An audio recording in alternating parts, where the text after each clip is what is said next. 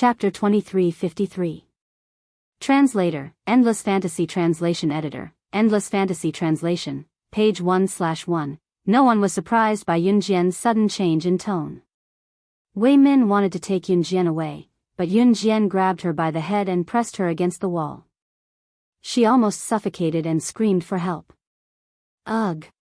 Let go, ugh, let go. I can't breathe. Brother Jun. Brother Jiejun, save me. Wei Min was pressed against the wall and almost suffocated. Her first reaction was to ask Luo Jiejun for help. Yunjian pinned Wei Min's head to the corner of the wall with one hand, but her eyes were on medical examiner Heng, acting like nothing had happened. Wei Lin. That's your sister. You've gone too far this time. Wei Zhe was the first to rush up and save Wei Min from Yunjian. Yunjian tossed Wei Min to Wei Zhe before he rushed over and slowly took out a napkin from her pants pocket to wipe her hand that had touched Wei Min's head just now. Wei Lin, what's the meaning of this? Wei Zhe finally managed to save Wei Min, but when he saw Yunjian wiping her hand in front of everyone, his face darkened. Wei Lin, I'm on Wei Min's side this time. You've gone too far.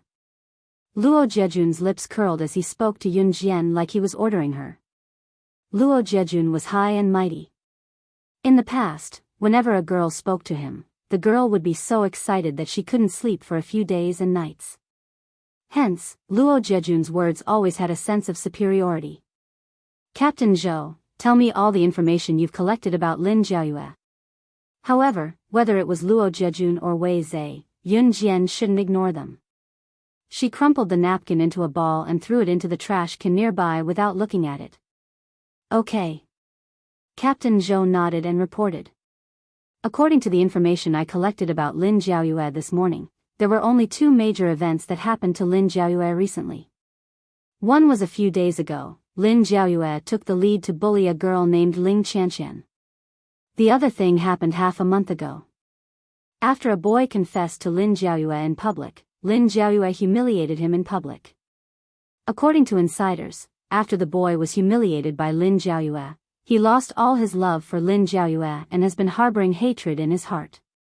He discussed with some other boys to teach Lin Jiayue a lesson. After Captain Zhou's words, everyone's eyes darkened. Only this much information? Then how should they investigate? Luo Jiejun, Hong Ling, and the others were stunned. Just as Luo Jiejun and the others were wondering where they should start with such a difficult case where there was no trace of the murderer at the scene, Yunjian suddenly spoke up. I'll go check Lin Jiayue's body. After that, Yunjian walked towards the autopsy room. Heng medical examiner also had the same idea, so he entered with Yunjian. Luo Jiejun and the others pondered for a while before following him.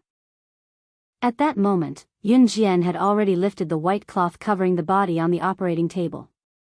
From the looks of it, the deceased should have drowned and suffocated to death. I'll dissect the body. Heng medical examiner saw this and was about to put on his equipment to perform the autopsy. The cause of death of the deceased could not be discerned with the naked eye. The existence of a medical examiner was to let the dead speak. Some corpses seemed to have drowned to death, but the real cause of death was not what it appeared to be. At this time, it was necessary for a medical examiner to perform an autopsy and find the cause of death from the organs of the corpse. Therefore, an autopsy was needed. Finding the cause of death of the deceased was only to find the murderer faster. There's no need to look for it. It was stabbed to death by a silver needle. Just as Heng medical examiner was about to do it, Yunjian suddenly said. After that, Yunjian did not wait for anyone to react. She walked to the corpse and pulled out a silver needle from the long hair on the scalp of the corpse. Everyone who saw this scene was shocked. Yunjian had not touched the corpse in such a secluded place. How did she find it so quickly? Even Heng medical examiner was stunned. However, just as everyone was shocked, Yunjian curled her lips. She stared at the extremely difficult to find silver needle and said something that made everyone's eyes twitch fiercely. Only a professional can use the strength of their hands to stab an extremely thin silver needle into the top of a person's head. This move is the basic course of an assassin's organization. Top reading website, M. Chapter 2354. Translator, Endless Fantasy Translation Editor, Endless Fantasy Translation, page 1/1, An Assassin's Foundation Course? HST. Wei Lin, how do you know that this is an Assassin's Foundation course? Before anyone could speak, the red-haired Hong Ling spoke first. After Hong Ling finished speaking, everyone stared at Yun Jian, as though they wanted to get an answer from Yun Jian. Hong Ling's words were what many wanted to ask. However, Yun Jian did not reply. She glanced to the side and continued, for those who have joined an assassin's organization, this is a compulsory foundation course. However, it does not exclude those who have learned it on their own. From the crime scene, I deduced that the victim was abducted on the way to the toilet and was then forcefully dragged into the toilet. At this point, Yun Jian paused for a moment before continuing. There are obvious footprints at the entrance of the toilet. A normal person's footprints should not be all over the entrance. I have already compared the footprints on the victim's shoes with the footprints at the entrance of the toilet. There is no doubt that it is the victim's footprints. Besides the victim's footprints, there is another person's footprints all over the entrance of the toilet. Obviously, those footprints belong to the murderer. Just from the footprints left behind by the victim at the entrance of the toilet, Yun Jian deduced that the victim was dragged into the toilet halfway. When everyone heard this, they were stunned. Yun Jian's observation was too detailed. No one would have thought of such details. Even medical examiner Hang could not help but twitch the corner of his mouth when he heard Yun Jian's words. Just as medical examiner Hang was about to speak, Yun Jian spoke again, "Please leave first. I have something to confirm. It's not convenient for all of you to be here." After hearing Yun Jian's words, perhaps because of Yun Jian's words, everyone left the autopsy room obediently. Yun Jian closed the door of the autopsy room. 3 minutes later, Yun Jian left the autopsy room. The victim's vagina was ruptured. Judging from the bloodstains, it was ruptured less than 24 hours ago. There are obvious marks on the side of the victim's mouth. From this, we can conclude that the victim was raped and then killed. The murderer covered the victim's mouth to prevent her from crying out. Secondly, it made it easier for him to commit the crime. After Yun Jian left the autopsy room, Ben Ren spoke clearly to everyone. Rape and kill? Didn't Captain Zhou say that half a month ago, a boy confessed to Lin Jiaoyue and was humiliated instead? That boy admires Lin Jiaoyue but harbors a grudge against her. Could he be the one who did this? Luo Jiejun was, after all, the future heir of the Luo family. He possessed intelligence that most people did not have. These words seem to reveal everything. Brother Jiejun has never studied forensic science, but he's just that amazing. This is something that outsiders can never learn. Wei Min, who had been pressed against the wall by Yun Jian and almost suffocated, could not help but praise Luo Jiejun. However, Luo Jiejun ignored Wei Min. He turned to look at Captain Zhou and said, "Captain Zhou, should we detain the suspect now?" Luo Jiejun's words made a lot of sense to everyone present. Even Hong Ling and Wei Zhe felt that Luo Jiejun's analysis at this moment was comparable to Yun Jian's. Medical examiner Hang stood aside, speechless. However, just as everyone was thinking this, Yun Jian suddenly said, "I already know who the murderer is. Captain Zhou, get ready to arrest him." As soon as these words came out, everyone present was dumbfounded. Medical examiner Hang was even more stunned. After being stunned for a moment, he looked at Yun Jian and asked with a changed expression, "What?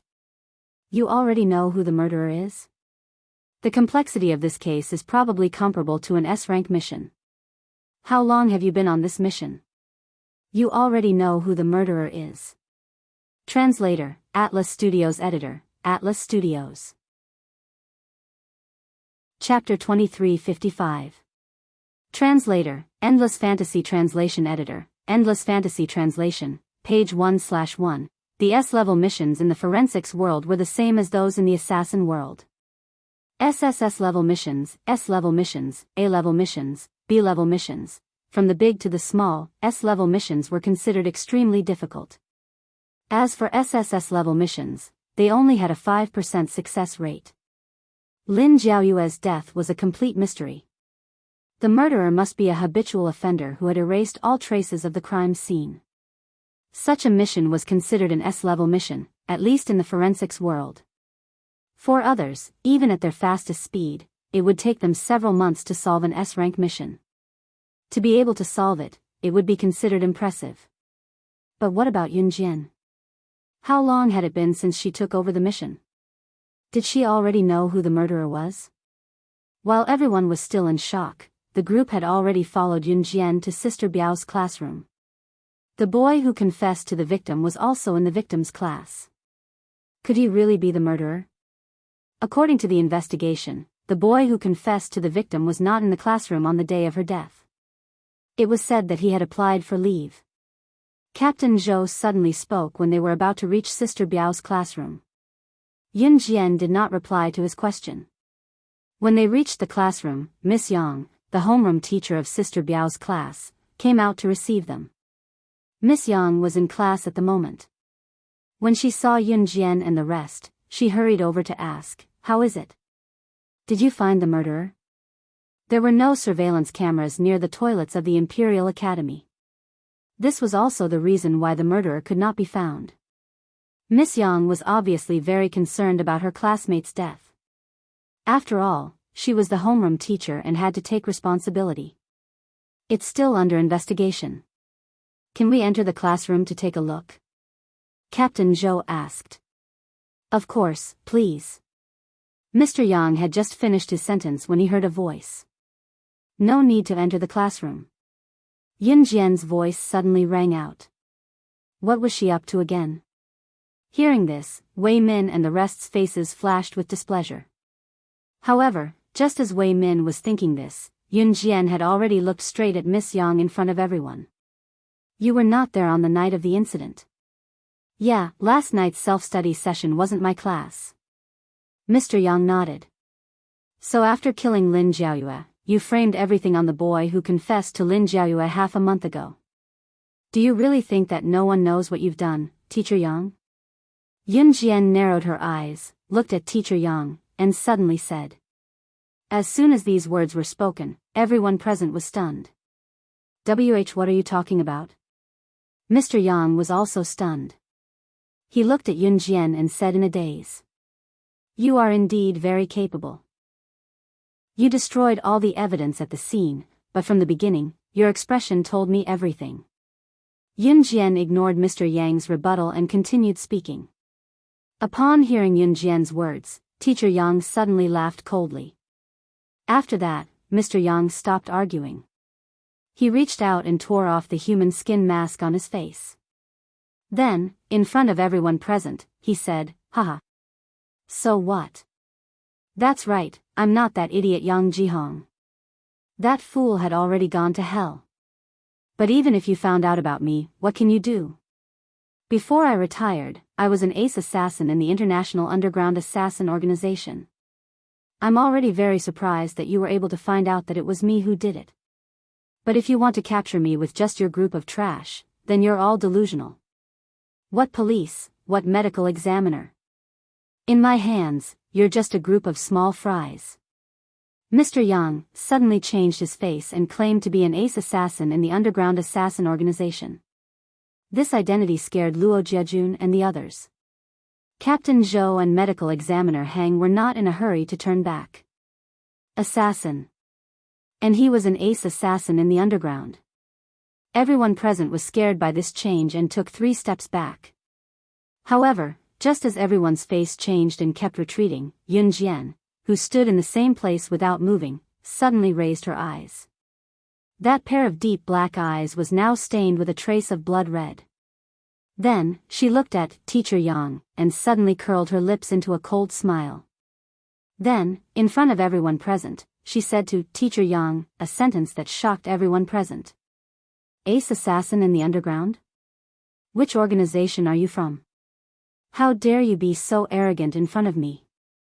Do you know, when I was in the assassin and secret agent world, you didn't even know what I was. Translator, Atlas Studios Editor, Atlas Studios. Chapter 2356. Translator, Endless Fantasy Translation Editor, Endless Fantasy Translation, page 1/1. Once Yunjian said that, everyone's eyes widened in shock as they bulged out of their sockets. What did she say?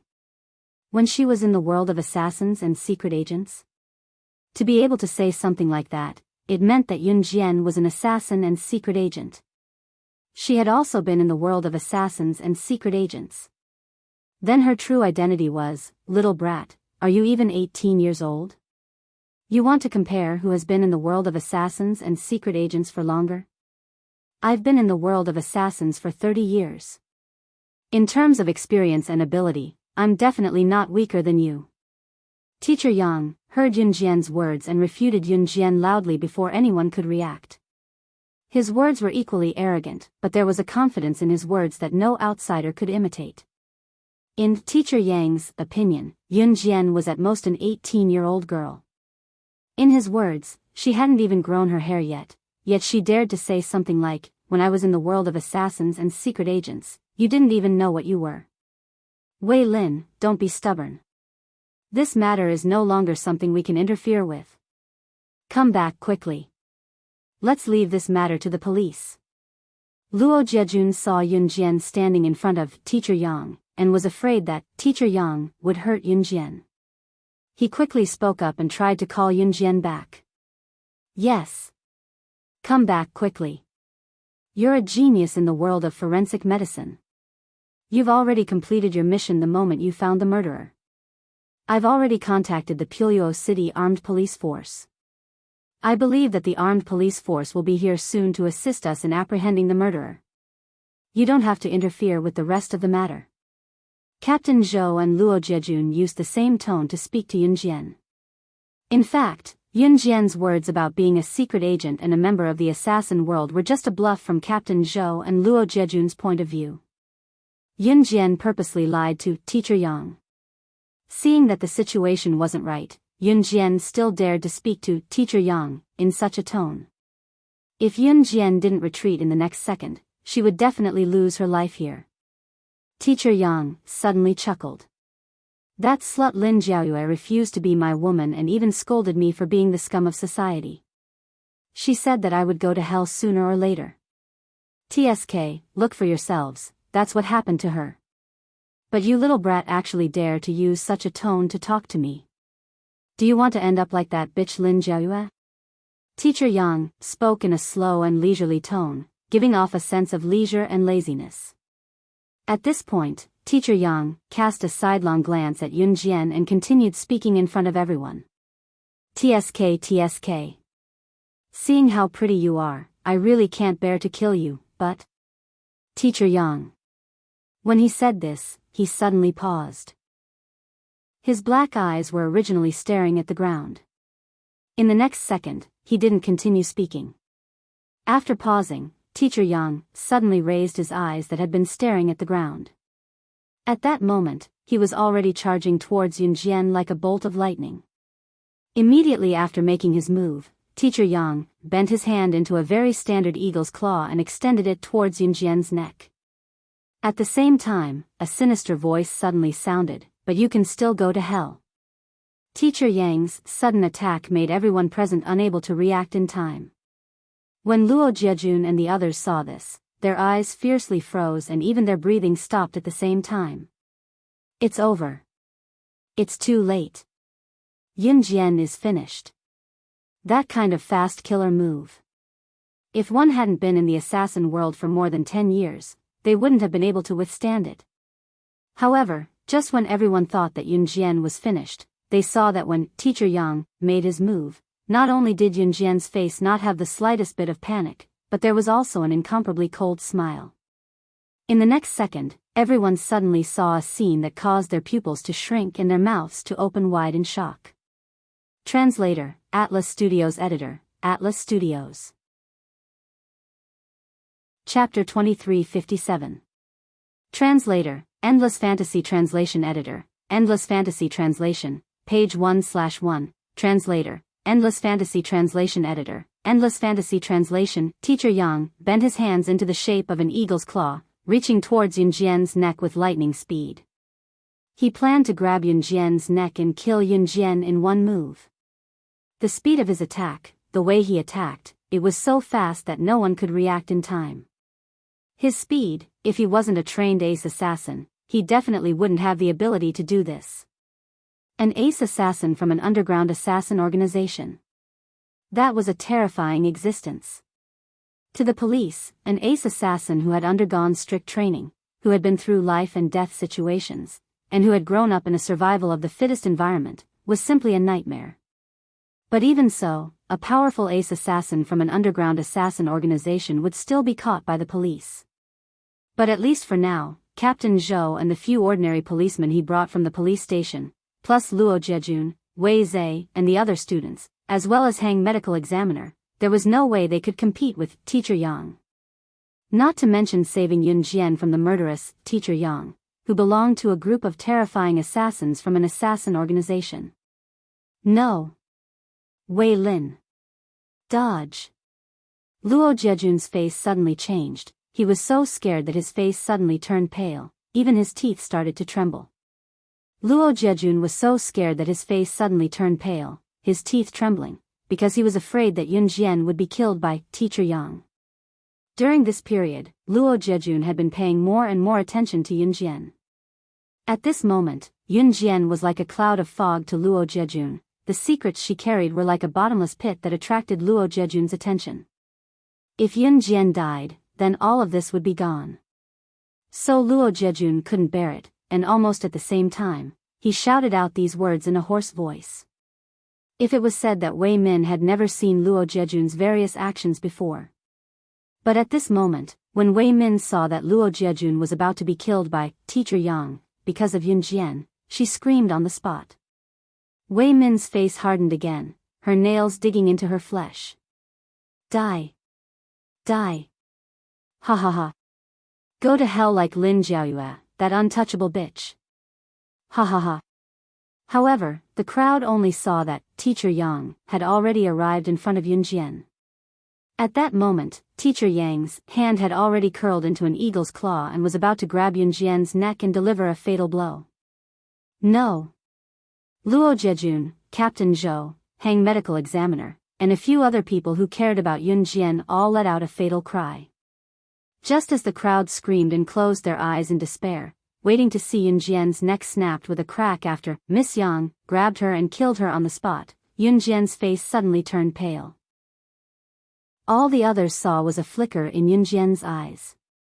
The next moment, just as Teacher Yang's hand was about to reach Yun Jian leaned to the side and dodged Teacher Yang's attack. Then, in a flash, she appeared behind Teacher Yang. Even Teacher Yang did not have time to react at this speed. Everyone was shocked, but Yun Jian hooked Teacher Yang with her leg and tripped him. The moment Teacher Yang was tripped and fell to the ground, the two butterfly knives in her hands flew out. The saber flashed in an instant and slashed through the meridians of Mr. Yang's wrists and ankles at the speed of lightning. Poof! Blood splattered everywhere. The blood drew a curve in the air and sank into the dust on the ground. This speed was so fast that Teacher Yang did not even have time to react. It was so fast that everyone present widened their eyes. Ah! Teacher Yang's scream suddenly rang out. In the next second, Yun Jian stepped on Mr. Yang from the back and sneered at him in front of everyone. Mr. Yang, you're the one who's being bullied. I already said that when I was in the assassin and secret agent world, you didn't even know what you were. Crippling your limbs. In the past, you were barely considered something, but now you're a complete piece of trash. Translator, Atlas Studios Editor, Atlas Studios. Chapter 2358. Page 1/1. Yun Jian's action of using the butterfly knife to cut Teacher Yang's limbs was completely different from ordinary people cutting their wrists and ankles. These 4 slashes were fast, accurate, and ruthless. It looked like a random cut, no different from a cut on the skin. However, everyone in the circle of assassins and secret agents knew that this was definitely a move that the assassin organization would pass on to the assassin's secret agent when the assassin's secret agent was trained to the peak state. If this move wasn't executed properly, it could even lead to one's death. In order to execute this move, one must be familiar with the use of the butterfly knife, coupled with nimble movements, and a series of continuous movements. More importantly, Yun Jian's seemingly random 4 slashes were actually aimed at the vital points. 4 slashes, just 4 slashes. These 4 slashes had actually severed the meridians of Teacher Yang's left and right hands. In other words, Teacher Yang would never be able to lift his hands, or walk with his feet. His hands and feet were completely and utterly crippled. The screaming Teacher Yang was now paralyzed on the ground. He looked at Yun Jian in horror, his face no longer having the arrogance he had when he was shouting at Yun Jian. That move just now. That move was indeed a killer move from an assassin organization. Moreover, it was one of the most difficult killer moves to learn among the killer moves. As far as I know, there are no more than 10 people in this world who know how to use the same move as you did just now. Who are you? Mr. Yang, who was paralyzed on the floor, did not even care about the pain of his limbs being crippled. His eyes rolled up and his eyes were wide as he stared at Yun Jian, like he was trying to find an answer from her face. You can take him away now. You can interrogate him however you want. Also, for this mission, please erase the record of my assistance. Thank you. Yun Jian didn't say anything else. She inserted the 2 butterfly knives into her thighs, then turned and left after speaking to Captain Zhou. If your assistance is reported, it will be recorded as a great merit. Are you sure you want to erase the record of your assistance and even the main person who succeeded in this mission? Captain Zhou couldn't help but ask when he saw Yun Jian turn and leave. Erase it. Unexpectedly, Yun Jian didn't even stop. She left these 2 simple words and left. For a forensic doctor, fame was more important than anything else. Successfully solving a case wasn't just a monetary reward for a forensic doctor, it was also a rise in fame.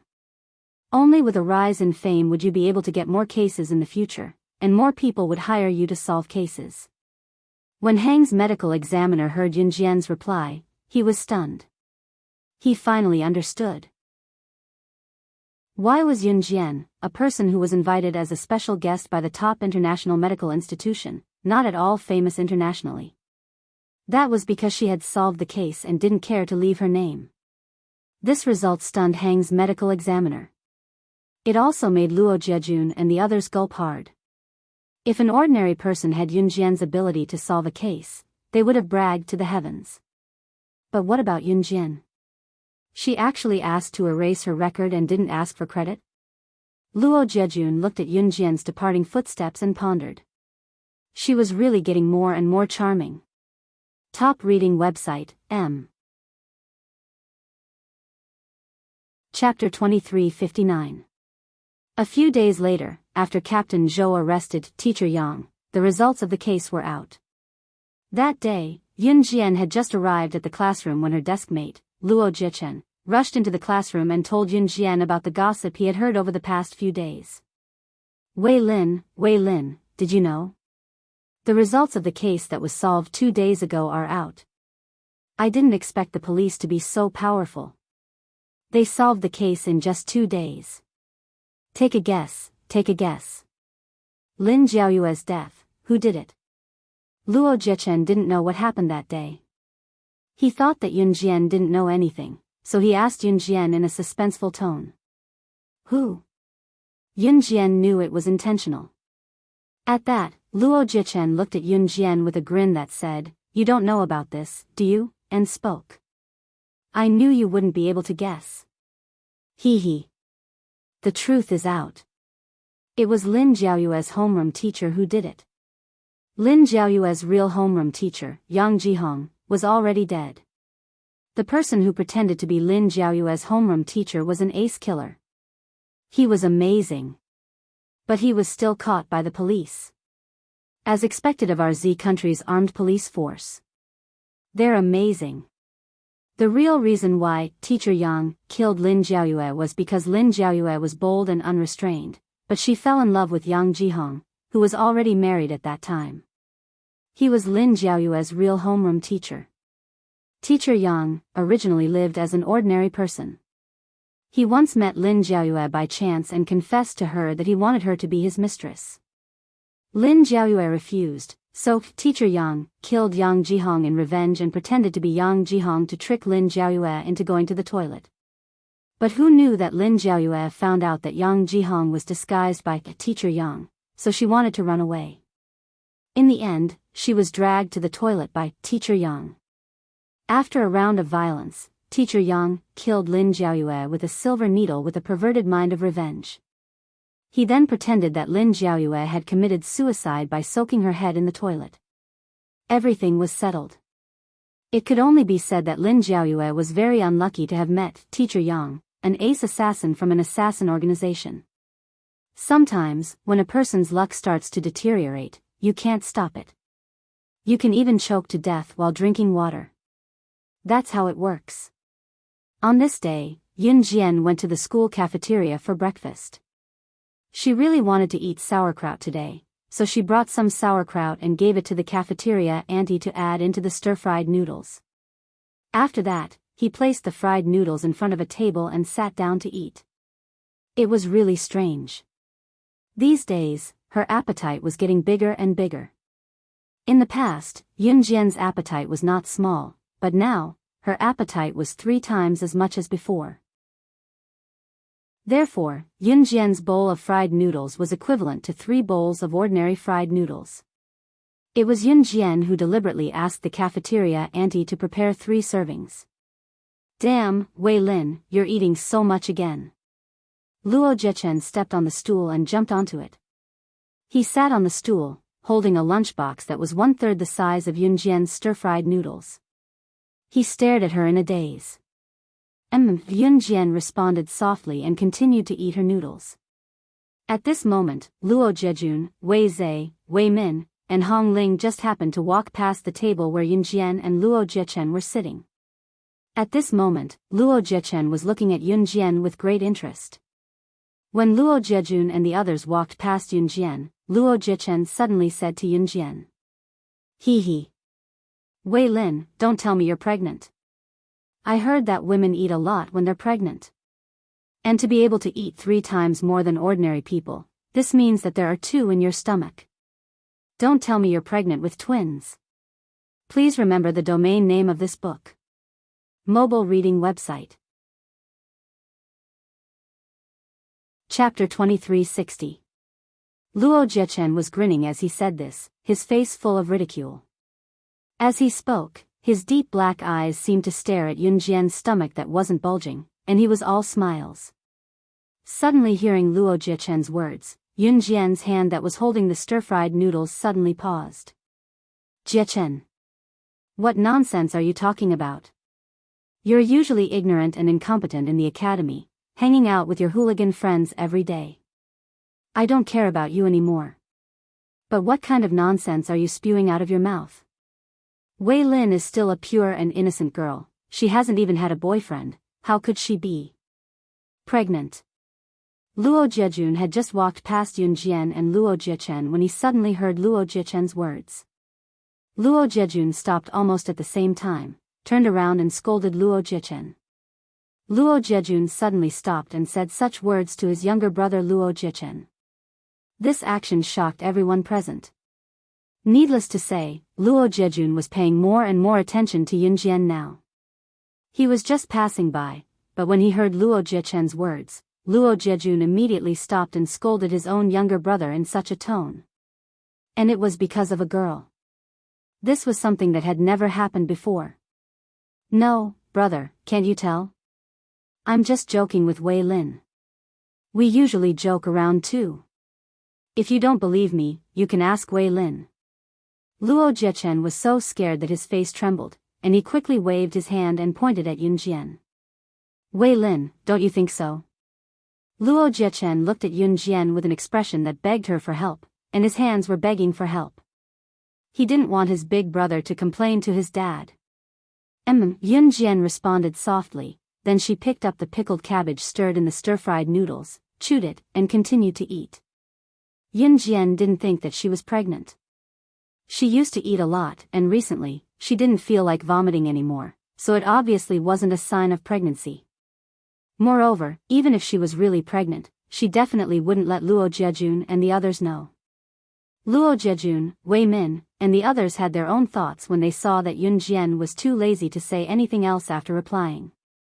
Not long after, Yun Jian finished her meal and left. From the beginning to the end, she did not pay any attention to Luo Jiejun, Wei Min, and the others. Captain Zhou came to see Yun Jian for the last time. He brought Yun Jian the last news about Sister Biyao, who was also Lin Jiaoyue. Lin Jiaoyue's family was very wealthy. Her family's cash flow was enough to buy 10 of the largest and most expensive private helicopters in one go. Men tend to be fickle when they have money. Lin Jiaoyue has a father who has multiple wives. Modern society didn't allow polygamy. Lin Jiaoyue's biological mother died early, and her stepmother married her father. Lin Jiaoyue's father also kept as many as 10 female students or mistresses in their 20s. Later, Lin Jiaoyue's father simply brought his mistress and the children they had outside home to live together. Only one wife could register a marriage certificate. However, the country didn't stipulate that one couldn't keep mistresses, nor did it stipulate that everyone couldn't live together. Lin Jiaoyue's father had many sons and daughters, so it didn't make much of a difference. Moreover, Lin Jiaoyue's father favored boys over girls. Because Lin Jiaoyue was a girl, he had always disliked her. Lin Jiaoyue grew up in such a family. She was bullied by her half-siblings and her father's mistresses since she was young. She grew up without any sense of existence, so she yearned to become stronger. It was also because of this that she began to madly learn taekwondo, judo, and so on just to become stronger. She wanted to be like a well-liked boy, and she wanted her only biological father to pay attention to her. In school, she bullied others because she wanted people to pay attention to her. All of this was recorded in Lin Jiaoyue's codebook. Captain Zhou handed the last page to Yun Jian and said, "This codebook should be the deceased's diary when she was alive.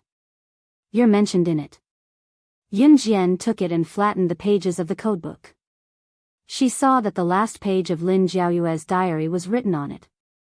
"Not long ago, I saw Ling Qianqian despising her father in the market again. Her father was poor and sold vegetables in the market, but her father was really good to her, so good that it made me envious. When can my father be like her father and care about me a little more? Even if it's just a little more, even if our family is as poor as her family, or even poorer, it doesn't matter. I have hands and feet, I can support my father and myself. I don't care about money. I just want to live with my parents." So when I saw Ling Qianqian, I couldn't help but want to bully her. I want her to understand that she should treat her father better, even if her father is just a farmer who sells vegetables.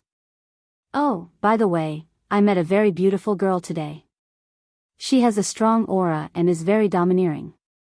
She's my type. She saved Ling Qianqian from my hands. I heard that her name is Wei Lin, the youngest daughter of the Wei family who just returned to the Wei family. She was also bullied by her sister, Wei Min, but she's so powerful. I heard that she dared to directly fight back against her so-called sister. If I can be as powerful as her one day, then I won't be bullied by them. I really want to be friends with her. I don't know if I'll have the chance in the future, hee. Please remember the domain name of this book. Mobile version of reading website. Chapter 2361. Seeing the last sentence, Yun Jian's red arc slightly closed, and her long eyelashes fluttered up and down. Captain Zhou didn't notice these subtle expressions at all. At that time, Captain Zhou couldn't find any change in Yun Jian's expression when she saw the last page of Lin Jiaoyue's diary. "Can you give me this codebook?" Yun Jian didn't raise her head to look at Captain Zhou and asked bluntly. Originally, the deceased's belongings should be handed over to the deceased's relatives, but I think the deceased's relatives don't care. Even the body of the deceased was claimed by the deceased's nanny. Take this codebook if you want it, Captain Zhou said to Yun Jian after hearing Yun Jian's words. Thank you, Yun Jian said softly, then turned and left. 5 days later. It was a sunny day, but the temperature difference between day and night was huge. In the winter night, the cold wind was bone-chilling. It could make people shiver all over and their legs tremble. It was daytime when the sun was high up in the sky. If people walked to a dark place, they would also shiver from the cold. However, if they stood under the sun, they could feel the warmth of the sun. It wasn't hot at all. Lin family. After Lin Jiaoyue's death, her body was taken home by Lin Jiaoyue's nanny. She was cremated at the crematorium and brought back an urn. There was no intention of holding a funeral inside or outside the Lin family. At this moment, Lin Jiaoyue's father, Lin Xingyuan, was holding a banquet to entertain his business friends. Lin Xingyuan didn't intend to hold a funeral at all. He just wanted to use the funeral of one of his daughters to hold a big banquet, make friends in the business world, and try to expand his company. Lin Xingyuan wasn't good-looking. His skin was so rough that it was difficult to look at it directly. He had big ears, a big mouth, and a big nose. His face was flat and rectangular, and he was only 161 centimeters tall. At this time, Lin Xingyuan was holding his mistress, Zhang Xiaomei. Zhang Xiaomei was 168 centimeters tall. When she stood next to Lin Xingyuan, there was a stark difference in height. Dear say, Lin Jiaoyue has already passed away, and this urn is placed at the entrance of our living room. How ominous is that? If you ask me, let's throw that thing out the door. My dear, I say this for the good of our family. How ominous would it be if so many big bosses came up tonight and saw that urn? What a disappointment. Right? At this moment, Zhang Xiaomei was about to stick her full breasts to Lin Xingyuan. She used all her strength to blow air into Lin Xingyuan's ear. Good, good, good. I'll do as you say. Lin Xingyuan patted Zhang Xiaomei's butt and nodded. Zhang Xiaomei was only 20 years old. She was young enough to be his new mistress. She was pretty, and most importantly, she was good in bed. After Lin Xingyuan agreed with Zhang Xiaomei, he hurriedly called the Lin family's only nanny over. Lin Jiaoyue's mother passed away early, so Lin Jiaoyue was raised by her nanny. Lin Jiaoyue's death caused the nanny to be in pain and worry for the past few days. When she heard that Lin Xingyuan was going to move Lin Jiaoyue's urn from the Lin family's living room to the door, the nanny's tears instantly fell. She stood up and resisted Lin Xingyuan for the first time. Master, Yu is also your daughter. She hasn't been buried yet, so let her stay at home for a while. It's cold outside, I'm afraid of her. I'm afraid of her catching a cold. As the nanny spoke, her tears couldn't stop falling. Her good daughter, wow. She was only in her teens, and at such a young age, she had already entered heaven. Moreover, was there no room for her ashes in the house? Is this family yours or mine? You don't want to let it go. Good. Someone, move the urn and all the wreaths, these ominous things out. Lin Xingyuan was so angry that a lump of air came out of his nose and he roared. Someone immediately walked over to throw the urn and wreaths, which symbolized Lin Jiaoyue's farewell, out of the Lin family's door. The nanny cried as she rushed over to stop them, but she was pushed to the ground. Just as the mistress Zhang Xiaomei smirked and her plan succeeded, the door was suddenly kicked open. The solid door was uprooted and kicked over 10 meters away, almost crushing one of the guests. At that moment, a beautiful girl who had stopped outside the door and entered, immediately appeared in front of everyone's frightened eyes. Please remember the domain name of this book. Mobile reading website. Chapter 2362. When Yun Jian appeared in front of everyone present was so shocked that they trembled violently. Who was this young girl who suddenly appeared in front of everyone? Looking at her age, she shouldn't be more than 18. An 18-year-old girl had actually kicked away a huge door with a single kick. What kind of leg strength did she have to be able to do that? Everyone present was shocked by Yun Jian's kick. Lin Xingyuan and Zhang Xiaomei were no exception. But after regaining his senses, Lin Xingyuan stared at Yun Jian with vigilance and asked, "Who are you? Do you know where this is? How dare you trespass on private property?" However, Yun Jian only raised her head slightly and glanced at Lin Xingyuan from the corner of her eyes. Then, she walked to the side of the Lin family's hall and walked to an inconspicuous corner. That was where Lin Jiaoyue's urn was originally placed. Security. Security. Get him out of here. Seeing Yun Jian walk to the place where Lin Jiaoyue's urn was placed, Lin Xingyuan shouted loudly in an exaggerated tone. What Lin Xingyuan was afraid of was, of course, not that Yun Jian would destroy Lin Jiaoyue's urn, but that he was frightened by Yun Jian's kick just now. He was afraid that Yun Jian would turn around and deal with him. Just as Lin Xingyuan was shouting in a frightened voice, the nanny suddenly gritted her teeth and rushed 2 steps in front of Lin Xingyuan. Then, in front of all the guests, she knelt down in front of Lin Xingyuan. "Master. I beg you. Today is Yu Yu's last day in the Lin family. Don't let her leave sadly. That little girl should be Yu Yu's friend. Let her send Yu Yu off. I beg you. I beg you, master." The nanny couldn't stop crying. She kowtowed to Lin Xingyuan while pleading loudly. After all, the nanny had worked in the Lin family for decades. Moreover, she was his own flesh and blood, so Lin Xingyuan nodded and agreed after hearing this. However, just as Lin Xingyuan was about to nod and agree, "Dear, I've seen Yeye's friend before. That woman just kicked our door in front of Yeye's morning hall. She's definitely not Yeye's friend. Also, putting the urn in the main hall is really inauspicious. My dear, don't you love me anymore?" Annoying, Zhang Xiaomei grabbed Lin Xingyuan's hand and used her chest to touch Lin Xingyuan's head while acting coquettishly. "My dear, you're right. Go and get the urn and all that stuff out. Put it at the back door."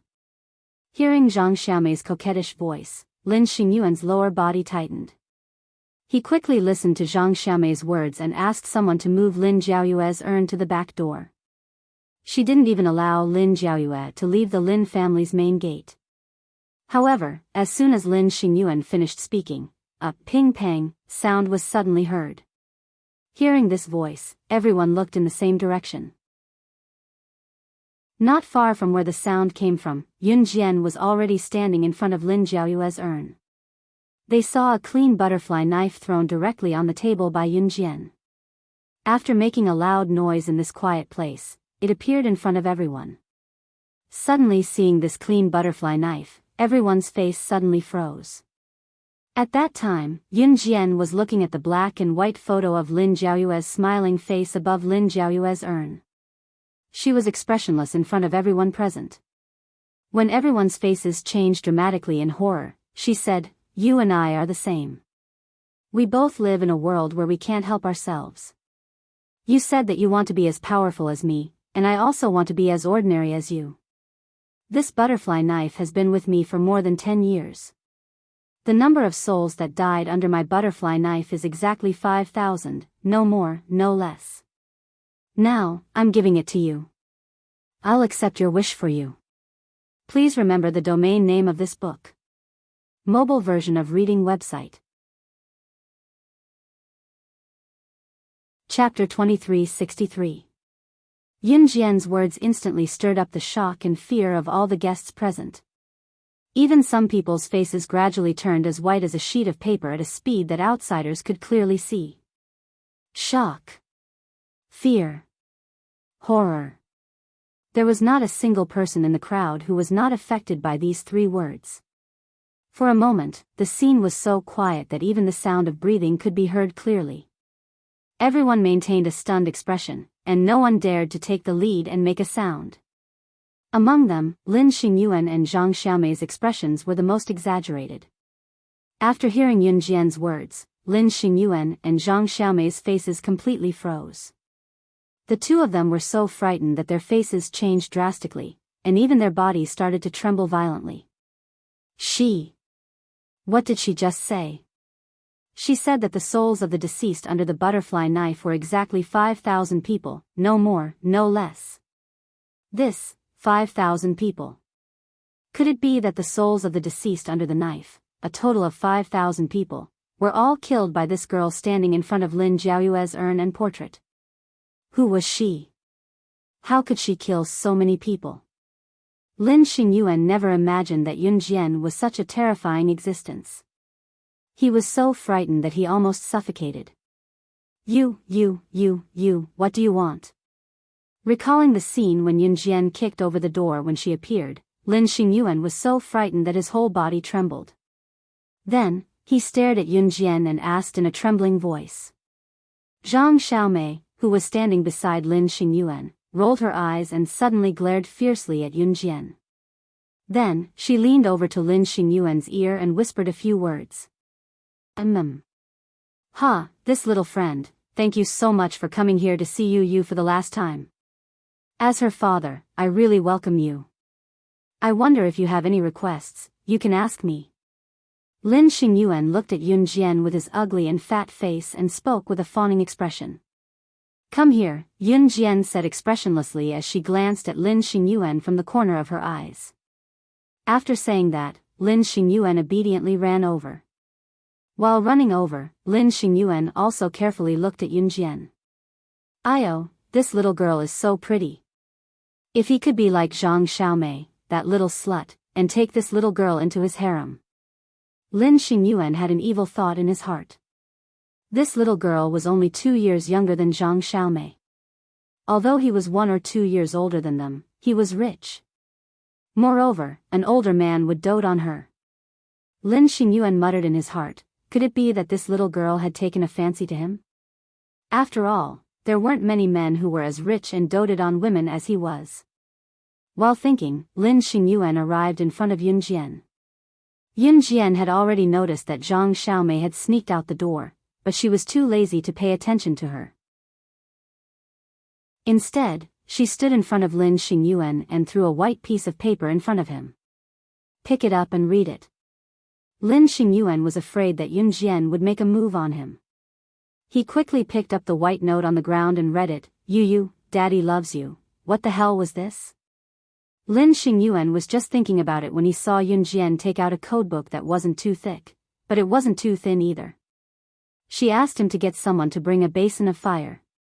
Yun Jian burned the codebook in front of everyone. Other than Yun Jian, no one else knew or saw that there was a small piece of paper on the last page of the codebook. That small piece of paper, along with the codebook, was completely buried in the basin of fire. A second before it was destroyed, Lin Jiaoyue's fresh and delicate words were still flickering in the light of the fire. My wish, I really want to hear Daddy say it again. You, Daddy loves you. Please remember the domain name of this book. Mobile reading website. Chapter 2364. No one knew what Yun Jian was doing just now. They all thought that Yun Jian was crazy. But at this moment, as the master of the Lin family, Lin Xingyuan, didn't say anything. Naturally, the VIPs and guests who were invited to the Lin family were even more unwilling to appear. When the small note and codebook in front of everyone's eyes completely disappeared along with the fire in the basin, Yun Jian turned and walked towards the door when the fire in the basin started to fade. Behind Yun Jian was the flickering fire, and Yun Jian walked towards the Lin family's door under everyone's eyes. She accepted her wish on her behalf. She didn't have the right to care about other things. Everyone had their own fate. Yun Jian wasn't someone who meddled in other people's business. Just as Yun Jian walked out of the Lin family's door, Zhang Xiaomei, who had snuck out just now, suddenly brought a group of bodyguards and blocked Yun Jian at the Lin family's door. That's her. She was so cocky just now. She even threw a knife in front of Lin Jiaoyue and said something like, the number of souls that died under my butterfly knife is exactly 5,000 people. So cocky, so cocky. Zhang Xiaomei brought a group of bodyguards and blocked Yun Jian's way. Little girl, you're so young, but you know how to brag? You even said that you killed 5,000 people? So cocky. Then little girl, may I ask when you started killing people? 8 years old? Or 9?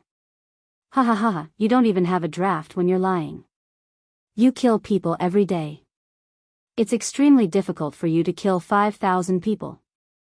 Even professional killers aren't as cocky as you. I'm impressed by your bragging. I can't help but be impressed. Haha. When one of the bodyguards heard Zhang Xiaomei's words, he chuckled and said coldly. At this moment, Lin Xingyuan and the guests in the room were all gathered at the door. Zhang Xiaomei actually went to call the bodyguards to save the situation. This group of bodyguards has been through life and death situations. I heard that they once rescued their employer from the hands of an international top-secret agent. That's why Big Boss Lin hired them. No matter how good this little girl is, she can't go against the heavens. I reckon that not long after this little girl's bragging will explode. Someone said excitedly. There's going to be a good show. This little girl is really brave, but it's useless no matter how brave she is. The surrounding people started to discuss again. When Lin Xingyuan heard what the people around him said, he lifted his head smugly, no longer looking fearful of Yun Jian like he did just now. At the same time, Yun Jian, who stood in front of the bodyguards, suddenly took out a transparent glove from her pocket and put it on slowly in front of everyone as she spoke. I'm not sure if I'll be able to do anything. A bodyguard from the International Olan Group Bodyguard Company? Hearing this, the group of bodyguards standing in front of Yun Jian, who were excitedly watching Yun Jian put on the glove, were stunned. One of the bodyguards stood in front of Yun Jian and said, "How did you know?" Hearing this, the guests, Lin Xingyuan, Zhang Xiaomei, and the others were all stunned. However, before the crowd could react, Yun Jian spoke again. Her voice was mixed with a hint of arrogance. The next moment, the words that came out of her mouth made everyone present feel a wave of fear. Coincidentally, I have a grudge against the International Olan Group bodyguards. Since you've delivered yourself to my doorstep, I'll send you on your way. Please remember the domain name of this book, .com. Wonderful Book Mobile Version Website, .com. Chapter 2365. As soon as Yun Jian finished speaking, the surrounding people didn't even know when Yun Jian held the 2 shiny butterfly knives in her beautiful hands that had just put on transparent gloves. When everyone present reacted to Yun Jian's words, their hearts suddenly trembled and their faces suddenly changed. Lin Xingyuan, who was standing not far away, suddenly stared at Yun Jian and said loudly, "Your weapon. Isn't your weapon already on the table in front of the morning hall? Why do you still have a knife on you?" Just now, Yun Jian placed her only weapon in front of Lin Jiaoyue's urn and portrait. The clothes she was wearing weren't thick. Just from the appearance, it seemed that she had already handed over all her weapons. That was why Lin Xingyuan dared to stand in front of all the guests and take the lead to look directly at Yun Jian. Hearing this, Yun Jian didn't reply to Lin Xingyuan's words. She just held her 2 butterfly knives and rubbed the blades of the 2 butterfly knives against each other. Then, her eyes slightly raised. "What did you say?" "The previous chairman and president of our Olan Group bodyguard company were killed by you."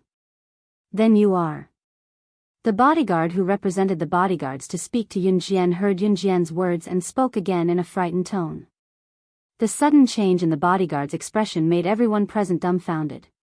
What's going on? The previous chairman and president of our Olan Group bodyguard company suddenly died. I heard that it was done by a woman who was 1.65 meters tall, had a slender figure, and wore a ghost mask on her face.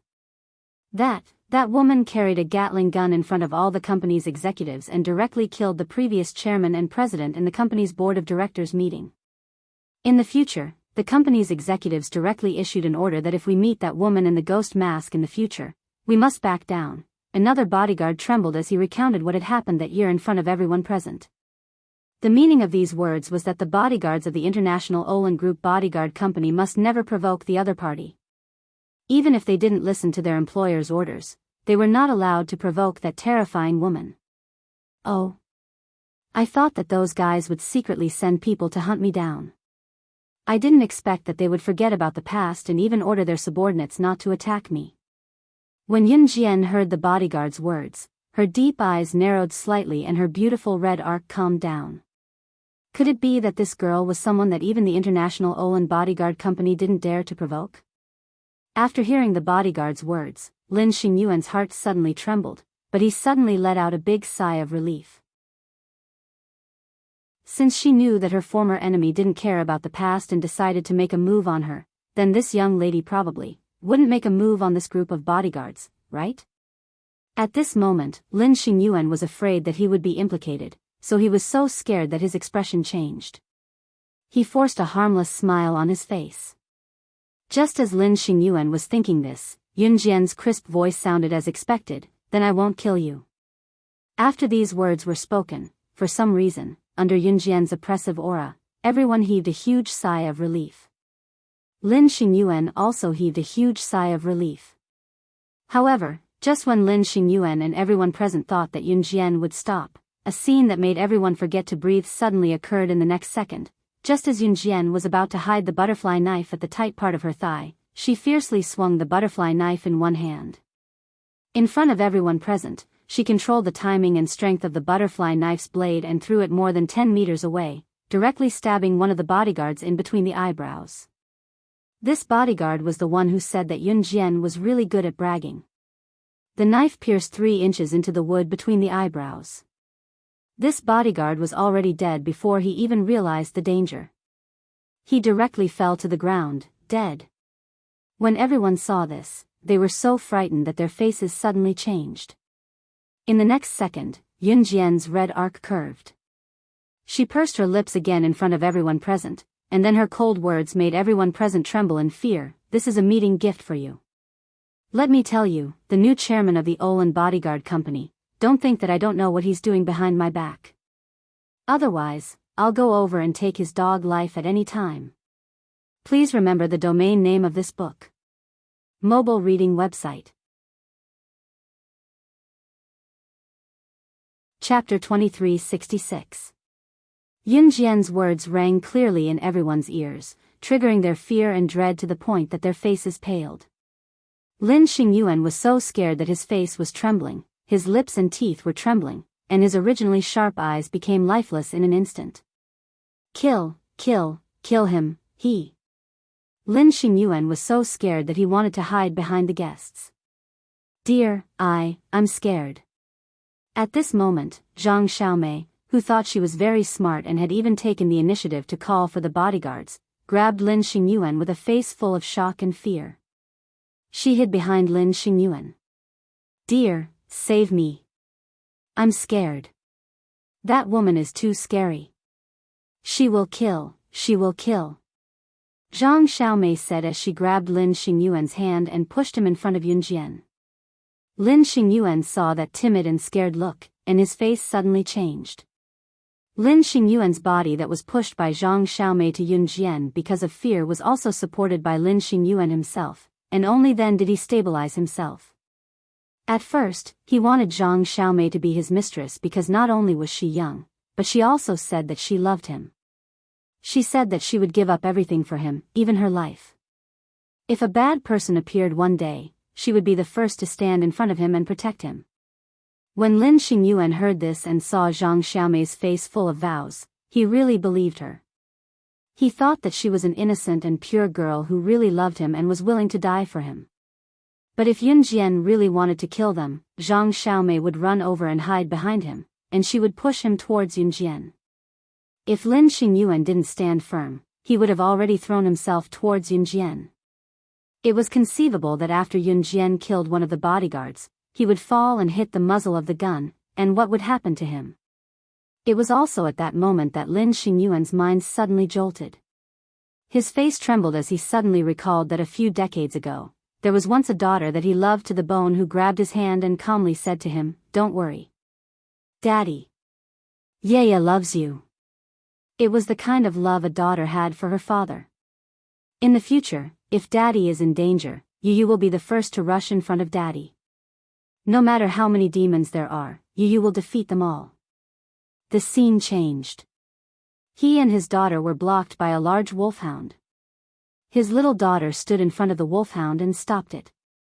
She said to her father, who was standing behind her, "Don't be afraid, Yu is here. Yu will always protect you." However, the daughter who had once stood in front of him and declared that she would protect him forever would no longer have the chance to stand in front of him and say those tender but touching words.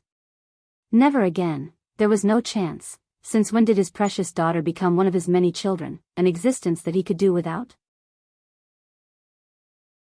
That fearless child who stood in front of him the moment he was in danger, reaching out with his short little hands, now, they had become ashes that could be held in a small hand in front of the morning hall. Perhaps when the wind blew, that small handful of ashes would disappear into every corner of this world, never to be found again. Lin Xingyuan, who suddenly thought of this, had tears in his eyes. He suddenly shouted, "Yu." He turned around and pushed Zhang Xiaomei away and rushed to the morning hall of the Lin family's villa. Almost at the same time, Lin Xingyuan ran and knelt in front of Lin Jiaoyue's morning hall. His brows were wrinkled into waves, and tears flowed down his face. God would not forgive those who did wrong easily. If you did something wrong, you would need to pay the same price in exchange. Yun Jian turned her head and looked at Lin Jiaoyue's portrait in front of the morning hall again. Then, she turned around and left without any hesitation. Go, cherish. Once you miss a person, you will never meet again. This was fate. Please remember the domain name of this book. Mobile version of reading website.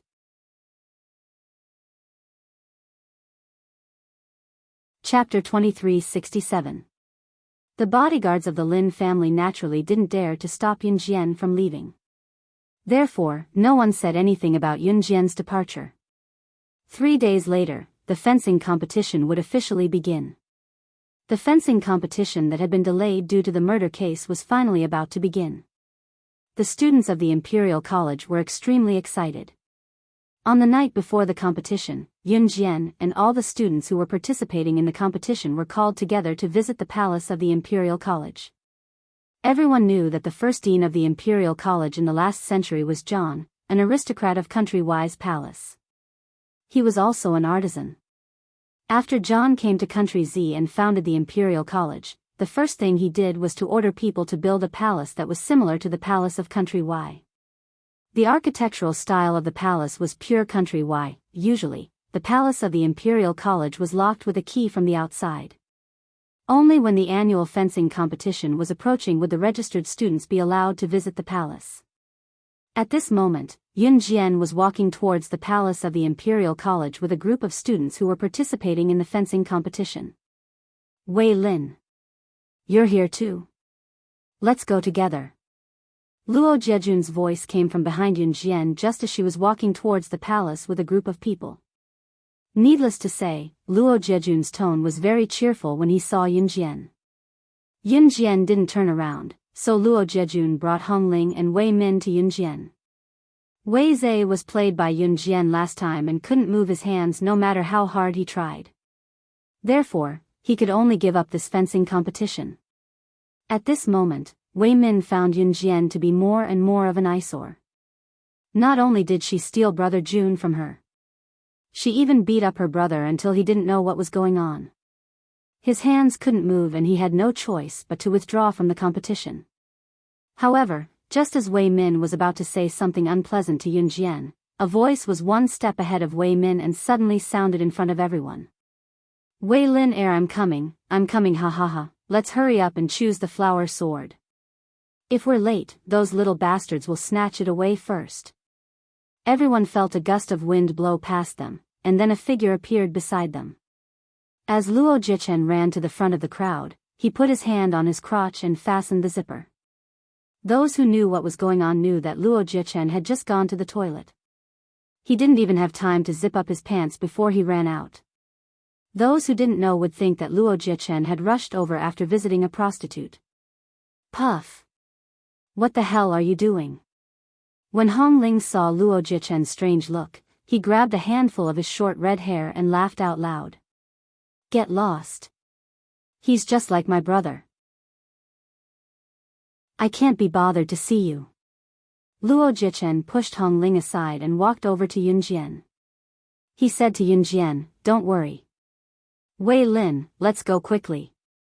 If it's too late, all the swords for tomorrow's fencing competition will be taken away." One of the main reasons he came to the palace was because there were many flower swords hidden inside the palace. Fencing was another name for the sword used in fencing competitions. Not only were there many flower swords hidden inside the palace, there were also many names, portraits and statues of the fencing geniuses from the Imperial College that were hidden in the palace. The college allowed the students to come here every year. Other than choosing a suitable flower sword for their competition, they also wanted the students to visit the names, portraits and statues of the fencing geniuses from the past and remember the glorious history of the past. Everyone quickly came to the interior of the palace, but just as they arrived at the interior of the palace, Yun Jian didn't see any flower swords to choose from. Instead, she saw a tall and familiar handsome man wearing the uniform of the Imperial College, walking towards her from not far away. Please remember the domain name of this book. Mobile version reading website. Chapter 2368. Yun Jian was slightly stunned when she saw the familiar figure before her. Cheeks flushed in the next second. Although there was no change in her expression, Luo Jiejun could clearly see the change in Yun Jian's gaze when she saw Ce walking over. It was something he had never seen on her face before. "Who are you?" Luo Jiejun extended his arm almost instinctively to stop Ce. Just as he extended his arm, Ce grabbed Luo Jiejun's wrist without even looking at him and broke it with a crack before tossing the man aside. Then, Ce grabbed Yun Jian's hand and walked to a corner of the palace without a word. F***ck. Luo Jiejun's hand was broken. He spat out a curse, but he didn't chase after them. In a hidden corner of the palace, Ce pinned Yun Jian against the wall and nibbled on her soft lips. It was only when the storm was over that he pulled her into his arms. "Xiao Jian, I've settled everything. I'll stay here with you," Ce's low voice rang. Be it in Hun Group or Deity Continent, there were tons of things waiting for him to do. In spite of it, Ce had already settled everything and enrolled in Emperor Academy to stay by her side. It was uncertain when the mysterious person would open the passage from Deity Continent to Puyo City, but Ce knew that he had to stay here with her. Yun Jian replied as she hugged Ce. Her lips were pursed and her cheeks were rosy. It was a pretty sight. What followed was another round of passionate kisses like a storm. By the time Yun Jian and Ce came to the public side by side, Luo Jiejun had already reattached his hand that was broken by Ce.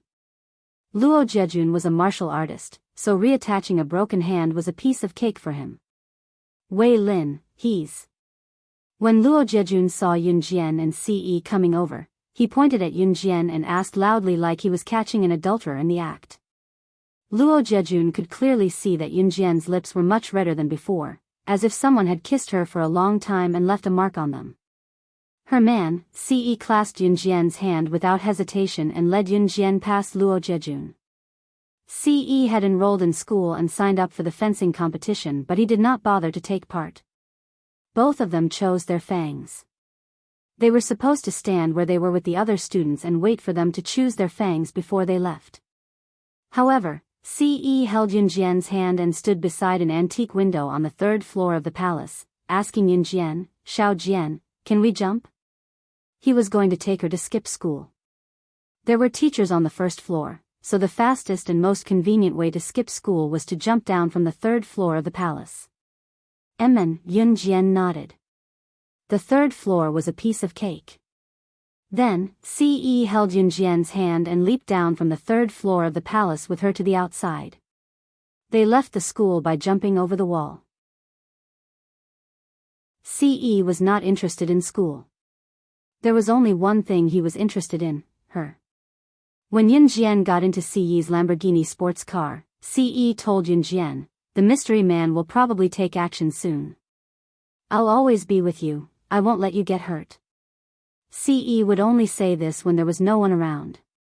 Yun Jian nodded. Ce glanced at Yun Jian and stared at her soft red lips. Unable to hold himself back, he kissed them again. In the end, his hand found its way to her buttocks. Just as he touched her buttocks, however, Ce felt a trickle of water. He frowned and raised his hand to take a look, only to see that the water flowing on his hand was blood. Please remember the domain name of this book. .com, wonderful book mobile version website. .com. Chapter 2369. Translator, Endless Fantasy Translation Editor, Endless Fantasy Translation Translator, Endless Fantasy Translation Editor, Endless Fantasy Translation. Ce had seen plenty of blood. Be it the blood of the dead or the living, it made no difference to Ce. He had never panicked at the sight of human blood. This time, however, Ce paused and stopped what he was doing. His piercing gaze was fixed on Yunjian's pale lips, his previous aloofness and nonchalance turning into endless panic. Xiao Jian, what's wrong? Are you feeling unwell? The amount of blood was nothing like when his Xiao Jian was on her period. Once Ce was done with his panicked words, he did not even bother to open the door. He kicked it open and scooped Yunjian up, leaving the Lamborghini sports car behind to carry Yunjian to Emperor Academy's infirmary. Ce's expression was terrifyingly dark. It was only when something happened to Yunjian that his aloofness would change completely. His Xiao Jian was fine in the palace just now, but after jumping down from the third floor, once he thought about it, Ce clenched his fists that were carrying Yunjian. If he was not in a hurry to send Yunjian to the hospital, he would probably punch himself to death. The Imperial College had its own school doctor's office, and the medical equipment was considered to be very complete in the college. Many illnesses, including women's private matters, could be handled by the Academy's infirmary. Hence, Ce carried Yunjian all the way here. His tall and handsome figure attracted a lot of attention from the Academy, but Ce did not care. They passed by Emperor Academy on their way to the palace that Yunjian and Ce had visited just now. On the third floor of the palace, Luo Jejun grew increasingly agitated when he saw Yunjian and Ce leaving. In the end, he ditched Wei Min, Hong Ling, and the others and hurried to apply for leave from the teacher and left. Wei Min did not bother to stay with Hong Ling either. She stood by the ancient window on the third floor of the palace in a huff, her mind drifting away. Hey, isn't that the transfer student who just came today? Ah. He's so handsome. How can there be such a handsome guy? He's carrying a girl too. It's true. He's so handsome. I used to think that our school's Master June was the most handsome person in the world, but after seeing this transfer student, I realized that I don't even want to look at him anymore. Two girls who were standing by the window not too far away when they saw a handsome figure running by Yunjian from the bottom of Emperor Academy. They covered their faces in excitement. Their voices attracted Wei Min's as well. The man who carried Wei Min was running translation was carrying Wei Min translation. Translation. When Wei Min saw this, her eyes twitched fiercely. In the next second, she turned around and went down the stairs of the palace. She casually applied for leave from her teacher and left the palace. Before Yunjian could react and explain herself, Ce had already carried her to the school doctor's office and placed her on the examination bed. The school doctor in charge of the examination was a female doctor. After examining Yunjian, she did not find anything wrong with her body. She was still a little suspicious. Why would her lower body bleed all of a sudden? However, in order not to be mistaken as a quack, the female doctor pressed on Yunjian's stomach twice and concluded that the cause of Yunjian's lower body bleeding was. The female doctor also prescribed some medicine for Yunjian. When she passed the medicine to Ce, she saw that there was a trace of sweat on Ce's originally handsome face, which would not change even if the sky collapsed. It was obvious that he was concerned about Yunjian's condition. The female doctor was afraid that she would be mistaken as a quack, so she pinned the blame on Ce. Young man, I see that you're young, handsome, and responsible. I didn't expect you to be such a person. You actually dared to bring your girlfriend to play a game of jumping from the third floor. You're unscathed, but do you know that your girlfriend already has? Translator, Endless Fantasy Translation Editor, Endless Fantasy.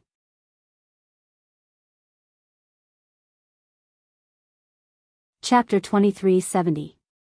Translator, Henyi Translations Editor, Henyi Translations Yunjian is probably XX, page 1/1. Just now, the female doctor had asked Ce if Yunjian had done any strenuous exercise before she bled profusely down there. In the end, Ce told her that he had jumped down from the 3rd floor of the palace with her. Oh my God. One floor of the palace was twice the height of a normal residential building. Jumping down from the 3rd floor of the palace was equivalent to jumping down from the 6th floor. The female doctor thought it was a miracle that she didn't die from the fall. What was even scarier was that the baby in the girl's stomach was completely fine. That was 2F** king amazing. Even now, the female doctor still didn't know what was going on with the pool of blood that was flowing out of Yunjian's lower body. Dr. Jiang. Have you finished prescribing the cold medicine I asked you to prescribe for me last time? However, just as the female doctor was about to finish her sentence, a clear female voice came from outside the school's infirmary. The owner of the female voice interrupted the female doctor and strode into the school's infirmary. Cough cough. As she spoke, the owner of the female voice covered her mouth and coughed twice. Then, the owner of the female voice seemed to have suddenly seen Yunjian and shouted at Yunjian in shock, Wei Lin, why are you here? The person who came was none other than Wei Lin, who had seen Ce carrying Yunjian into the school's infirmary. Wei Lin felt that something was amiss, so she followed along. Yunjian merely glanced at Wei Lin and did not respond to her. Wei Lin's motive wasn't that. When she saw that Yunjian was ignoring her, she walked over and dragged the female doctor, who was called Dr. Jiang, out of the school's infirmary. Dr. Jiang, my cold is getting worse. Please give me my medicine first. Cough cough. Dr. Jiang was dragged away by Wei Min, but before she left, she didn't forget to say to Ce, all right. You can leave later. Your girlfriend is fine. Remember to take care of her body when you go back. Don't play games like jumping down from the 3rd floor of the palace next time. Ce heaved a sigh of relief when he heard that Dr. Jiang was fine. His clean black hair was already soaked in sweat. One could imagine how scared he was just now, but he didn't show it on his face. After Dr. Jiang walked out of the school's infirmary, Yunjian tugged at Ce's sleeve. Ce turned to look at her. Yunjian's Dr. Jiang, Jiang, Dr. Jiang, Yunjian, and Jiang, Dr. Jiang, Dr. Jiang, Dr. Jiang. Dr. Jiang, Dr. Jiang, and Dr. Jiang. Dr. Jiang. Dr. Jiang, who had been pulled out of the infirmary by Wei Min, was dragged to a corner by Wei Min. Knowing that Wei Min was the eldest daughter of the Wei family, Dr. Jiang did not dare to provoke her. After Dr. Jiang was dragged to the corner, Wei Min crossed her arms and looked at Dr. Jiang. I'll give you 2 choices. First, work for me. Second, pack up and leave. Dr. Jiang, I think you're a smart person. You should know what to choose. Wei Min crossed her arms and said bluntly to Dr. Jiang. The Wei family was a famous and influential family in Biyao City. The children of the Wei family were all powerful people in Emperor College. Moreover, the eldest daughter of the Wei family, Wei Min, was different from the youngest daughter of the Wei family, Wei Lin. Wei Lin had been lost for many years. Among the daughters of the Wei family, Wei Min was undoubtedly the most favored. Dr. Jiang was not stupid. She immediately said to Wei Min, Miss Wei, what's the matter? Just say it. After hearing Dr. Jiang's words, Wei Min pursed her lips and asked, what's the situation with Wei Lin? Tell me. When Dr. Jiang heard this, she told her everything she knew. I pressed her stomach just now. According to my experience, there's a 99% chance that she should be pregnant. Translator, Atlas Studios Editor, Atlas Studios.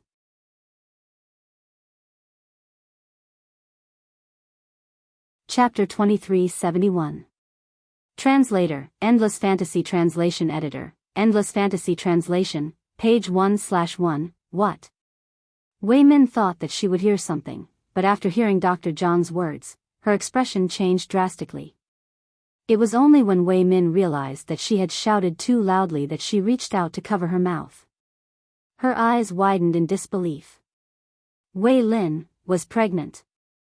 With whom? Whose child? What did she go through before she returned to the Wei family? Could it be that the child was the child of the breathtakingly handsome man who was dozens of times more handsome than her handsome brother? No. How was that possible? Why? Why was Wei Lin's man better than hers? After hearing the news, Wei Min clutched her long hair tightly with both hands, her brows furrowed tightly. She's really pregnant? Wei Min repeated through gritted teeth. In fact, Yun Jian and Wei Min were already university students. It was just that the rules of the Imperial Academy made university students' lives look more similar to high school students. It was not strange for university students to get pregnant in today's society. There were even rural families who married their daughters off at the age of 15 or 16.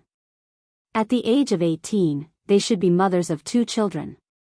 In 2003, there were not many people who were admitted to university in this era. In the previous era, there were a lot of people who did not even study in high school, let alone go to university. If one were to push back the time to the previous century, in Qin Yiru's era, one had to rely on exam results to enter junior high school from elementary school. At that time, half of the students could not even enter junior high school from elementary school. In that era, what could they do if they could not go to school early? Of course, they could go out and find a job. If they went out to work early, they would meet people early and get married and have children early. In 2003, there were many people who got married and had children early in this era. However, they had to be of legal age to get a marriage certificate from the Civil Affairs Bureau. Although Wei Min was shocked, it was not to the point of disbelief. I've been practicing medicine for so many years. I used to be in the gynecology department. Even the gynecologists in Biyao City's People's Hospital can't compare to me in terms of belly touching. Don't worry, I'm sure of it. As soon as Wei Min finished speaking, Dr. Jiang spoke. At this point, Dr. Jiang frowned again and asked in confusion, "What's the matter?" But the strange thing is that the two of them just jumped down from the 3rd floor of the palace, which is equivalent to 6 floors of an ordinary residential building. The scary thing isn't that nothing happened to the two of them. You have to know that the first 3 months of a normal girl's pregnancy is the most important period of protection. In the end, the girl jumped down from a height of 6 stories, and the baby in her belly was completely fine. If it were anyone else, they would have had a miscarriage long ago. And her stomach is as hard as steel. It's as if she's not pregnant at all. For a girl to be able to do this, her body should be strong enough to beat up the men from the special forces. This is too scary. Dr. Jiang's words made Wei Min gasp in shock.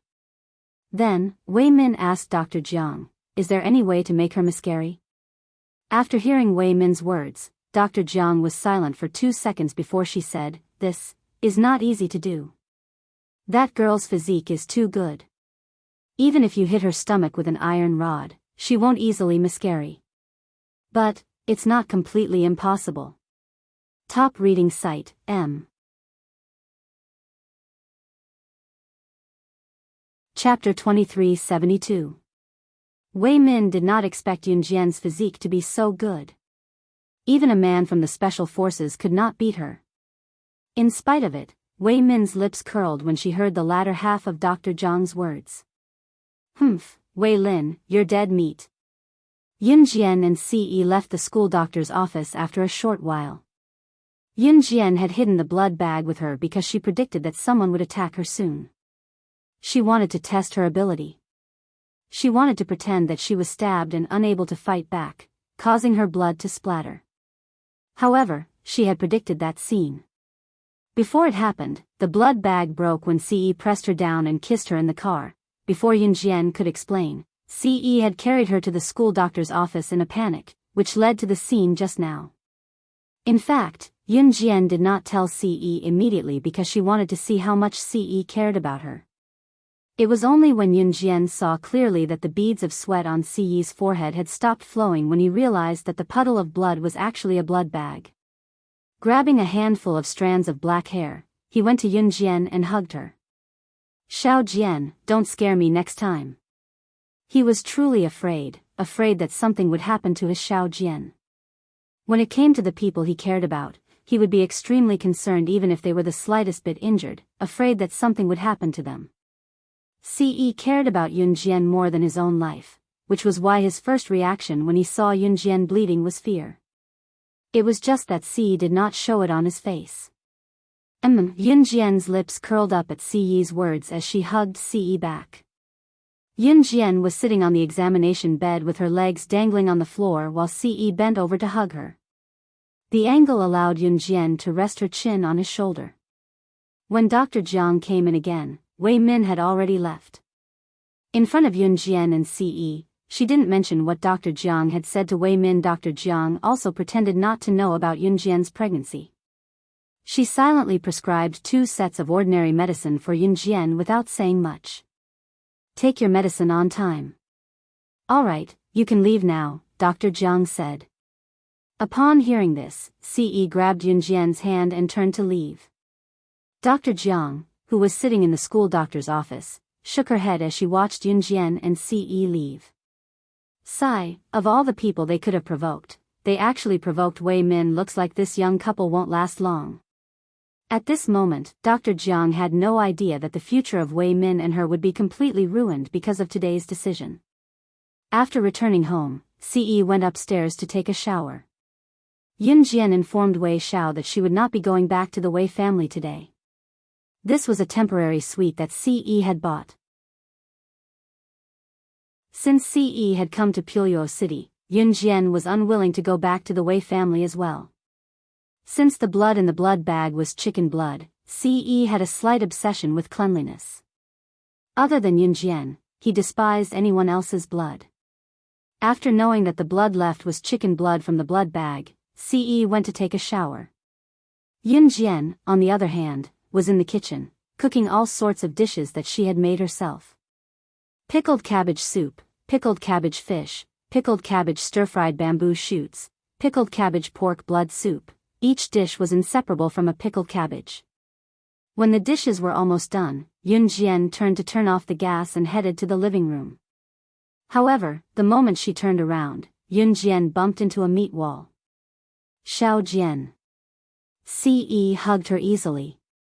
Ce, who had just taken a shower, smelled fresh and fragrant. She could not help wrapping her arms around his firm chest, her ample bosom bumping against his chest involuntarily. A certain pervert mistook this as a show of affection. How could Ce, a righteous youth, take it? In the next second, Ce lifted Yunjian's butt and placed her on the counter in the kitchen. Just as he placed Yunjian beside the counter, Yunjian wrapped her arms around his neck after a momentary daze. This action was a complete acquiescence to his naughty thoughts. Ce, who could not take it in the first place, tore off Yunjian's pants when he received her response. Please remember the domain name of this book. Mobile version.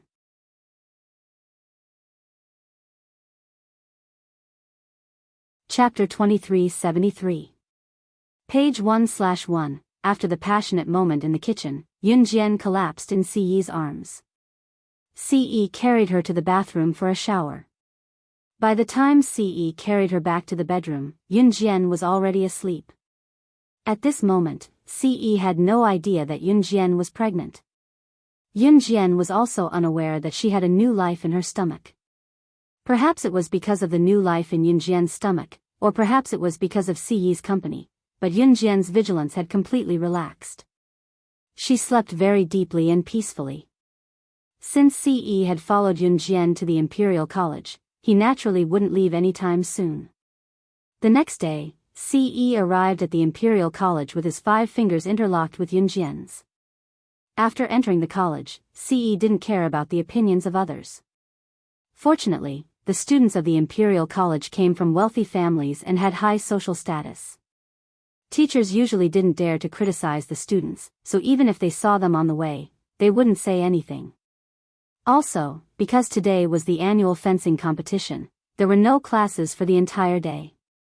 The students arrived at the Imperial College's gymnasium early in the morning and sat in the spectator seats, waiting for the competition to begin. In the spectator seats of the gymnasium, the seats closest to the temporary fencing arena were the VIP seats. Usually, the people who sat in the guest seats were either the school's leaders or the higher-ups. Otherwise, they were the school's board of directors or important figures. After accompanying Yun Jian to the waiting area for the fencing competition, Ce walked directly to the VIP seats with one hand in his pocket. He casually picked a VIP seat and crossed his legs after sitting down. Above his handsome face, his starry eyes stared for a long time at Yun Jian's silhouette that had just disappeared from the waiting area. He wasn't participating in the waiting area for the fencing competition. The students who were going to participate in the competition were already waiting in the waiting area. The competition hadn't started yet. Yun Jian walked over and picked out the one she had picked in the palace from the pile of swords. She had just turned around when she saw Luo Jiejun, Wei Zhe, Wei Min, and Hong Ling. Just as she was about to walk past them, Luo Jiejun suddenly called out to her, "Wei Lin." After speaking, Luo Jiejun was silent for a while, then said, "Be careful." Ce's appearance was something Luo Jiejun never expected, but he still wasn't convinced. Glancing around the waiting area, Luo Jiejun did not see Ce. He had already investigated and found out that Ce had signed up for the fencing competition. This meant that Ce was incompetent and did not dare to go up in the arena. Seeing Yun Jian now, Luo Jiejun had nothing to say. He could only play the sentimental card and remind her to be careful in the competition later. However, after hearing his words, Yun Jian walked past him as if she didn't hear him at all. Seeing Yun Jian walk past her with such a proud attitude, Wei Min thought to herself. She was pregnant, but she still wanted to seduce her brother Jiejun. Wei Min clenched her fists and stared at Yun Jian's stomach for a long time. Not far from the audience, someone had already started a bet. Come, come, come. Place your bets. Place your bets. Who do you think will get first place in this year's fencing competition? Hurry up and place your bets. For this year's fencing competition, we'll return you 10 times the amount of your bet. Someone sat on a low stool next to the betting table, took down the names of the people who placed their bets, and shouted for them to continue placing their bets. The students here were all rich second-generation heirs, so they could still afford small bets. I heard that a very beautiful girl is also participating in the fencing competition this year. She even said that she's going to get first place. It's the Wei family's long-lost daughter, Wei Lin. Hey! Let's bet, what place will she get? She's a girl. No matter how beautiful a girl is, it doesn't mean that she's strong. She's even been separated for 10 years. She's just going on stage for a show. What kind of strength can she have? I bet that she'll definitely be third from the bottom in this year's fencing competition. There were endless discussions at the scene. The staff member who set up the betting table was also writing non-stop with the pen in his hand that was used to register the bets placed by the students. However, just as the staff member who set up the betting table was making the last stroke on the registration book in his hand was suddenly taken away, along with the black pen in his hand. Then, a handsome man who angered both men and gods took a black pen and made a tick next to the name, Wei Lin, in front of everyone's eyes. Then, he threw the registration book and the black pen back to the staff member's table. At the same time, a black card fell from the handsome man's hand into the staff member's notebook. A mellow voice then came out of Ce's thin lips. His words stunned everyone around him, and their faces turned pale.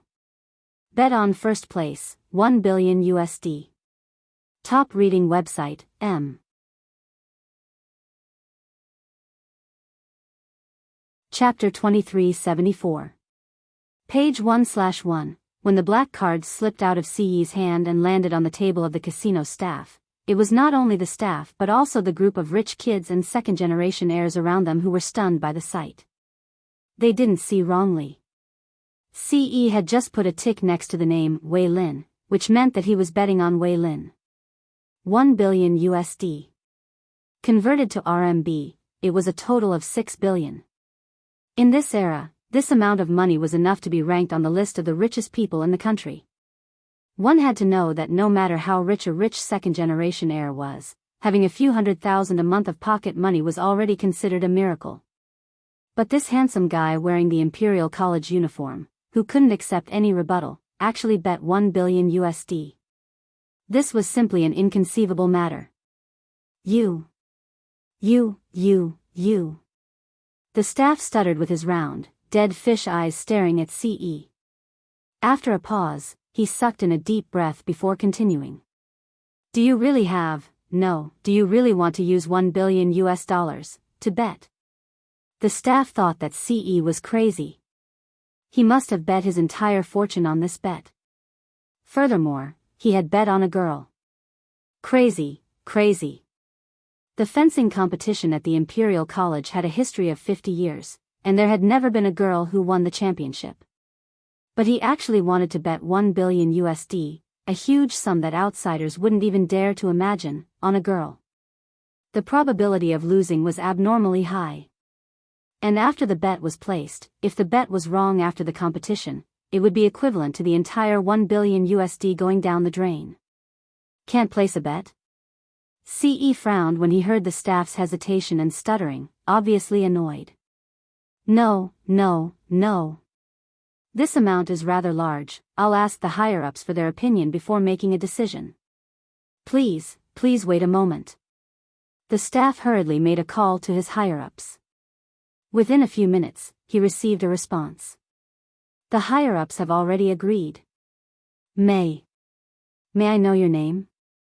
The staff hurriedly spoke to CE in an extremely respectful tone.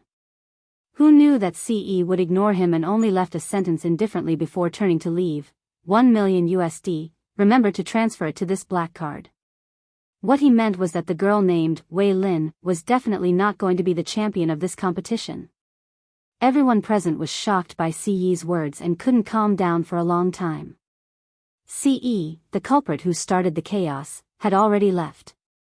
There were 3 statues placed on the fencing field for the competition.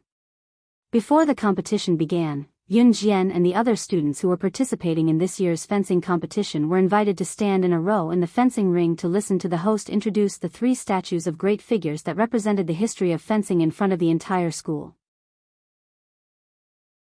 Of the 3 statues, one of them is the dean who founded our Imperial College in the last century, John. The taller male statue is a graduate of our Imperial College. He was a fencing genius in the last century. His talent in fencing was popular all over the world. He once sat on the seat of the world's #1 international fencing champion. For a full 20 years, no one could shake his position until his death.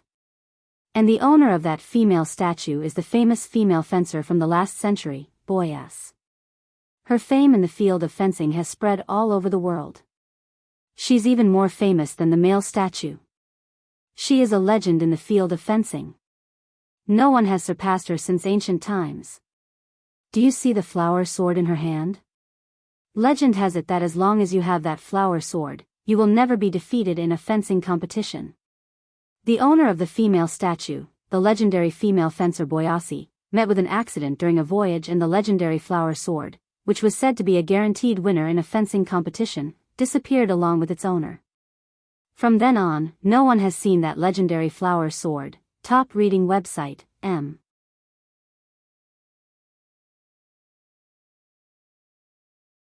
Chapter 2375. Translator, Endless Fantasy Translation Editor, Endless Fantasy Translation, page 1/1, Bozha, a female fencer from the last century, had defeated countless world fencing champions, causing those male fencers who looked down on female fencers to lose face. Ever since she started competing in fencing competitions, she had never lost a single match. As for her legendary flower sword, it was said that as long as one held it, they would never be defeated. It was said that it was sentient. It was said that the sentient flower sword would only follow one master in its entire life. That legendary flower sword weighed at least 500 kilograms. Ordinary people would not even have the ability to lift a flower sword. Not to mention using that flower sword to spar with others. That legendary flower sword would only follow one master in its entire life. Unless its master passed away, it would then choose another master. However, the most important condition for that legendary flower sword to choose a new master was that the new master must be able to lift the 500-kilogram sword. It was also said that in the history of this world, only 3 people had ever lifted the flower sword. One of the 3 was Boyas, the last owner of the flower sword. It was said that countless people had tried to lift the 500-kilogram flower sword, but without exception, they had all failed miserably. Later on, the flower sword disappeared after its last master, Boyas, met with a mishap during a voyage. That was in 1942, a long time ago. After the host finished his speech, Wei Min looked at Yun Jian strangely, then she gave Yun Jian a disdainful smile, before speaking to the host in front of the entire school. My brother Jiejun, brother Hongling and I have been participating in fencing competitions since we were young, and we have heard a lot about the legendary female fencer, Bozha. This year, the 4 of us have imitated the invincible sword in the female fencer's hand. It weighs 50 kilograms. I believe that our ranking this year will not be bad. Wei Min said this with confidence. As she spoke, she turned to glance at Yun Jian again. There was a glint of smugness in her eyes that could not be ignored. Oh my God! As expected of the eldest daughter of the Wei clan, Wei Min, and the young masters of the 3 great clans in Puyuo City, they are indeed powerful. He could even use an imitation of the legendary flower sword of the female fencer, Boyce, to create a different flower sword. That's amazing. Someone immediately said. Ordinary flower swords were very light. Most people who use flower swords would usually choose a lighter one to participate in competitions. Of course, only when experts were fighting, the heavier the flower sword, the higher the chance of winning. Luo Jiejun turned to look at Yun Jian smugly when he heard the compliments from the people around him. He tried to see if Yun Jian's face, to see envy or respect for him. However, Luo Jiejun did not see Yun Jian's. Yun Jian, who was standing in front of the crowd, raised her brows and asked the host in front of the crowd, "Is the legendary flower sword you're talking about the one that weighs 500 kilograms? Is it made of pure gold, and has a golden rose engraved on the hilt?" The host was stunned for a moment, then nodded. That's right. According to the legend, as well as the drawings left in the books, this is how it is depicted and drawn. Lin, why are you pretending to know when you don't know? This time, I didn't expect you to participate in the fencing competition, so I didn't prepare a replica of that legendary flower sword for you. But I know that you don't know, so don't. Wei Min pretended to be a good sister again and was only halfway through her words to Yun Jian when Yun Jian was interrupted. Yun Jian cut Wei Min off right in front of everyone and said with a smirk, "You're right. I'm sorry, but that legendary flower sword is now in my hands. It is one of my collections." Top reading website, M.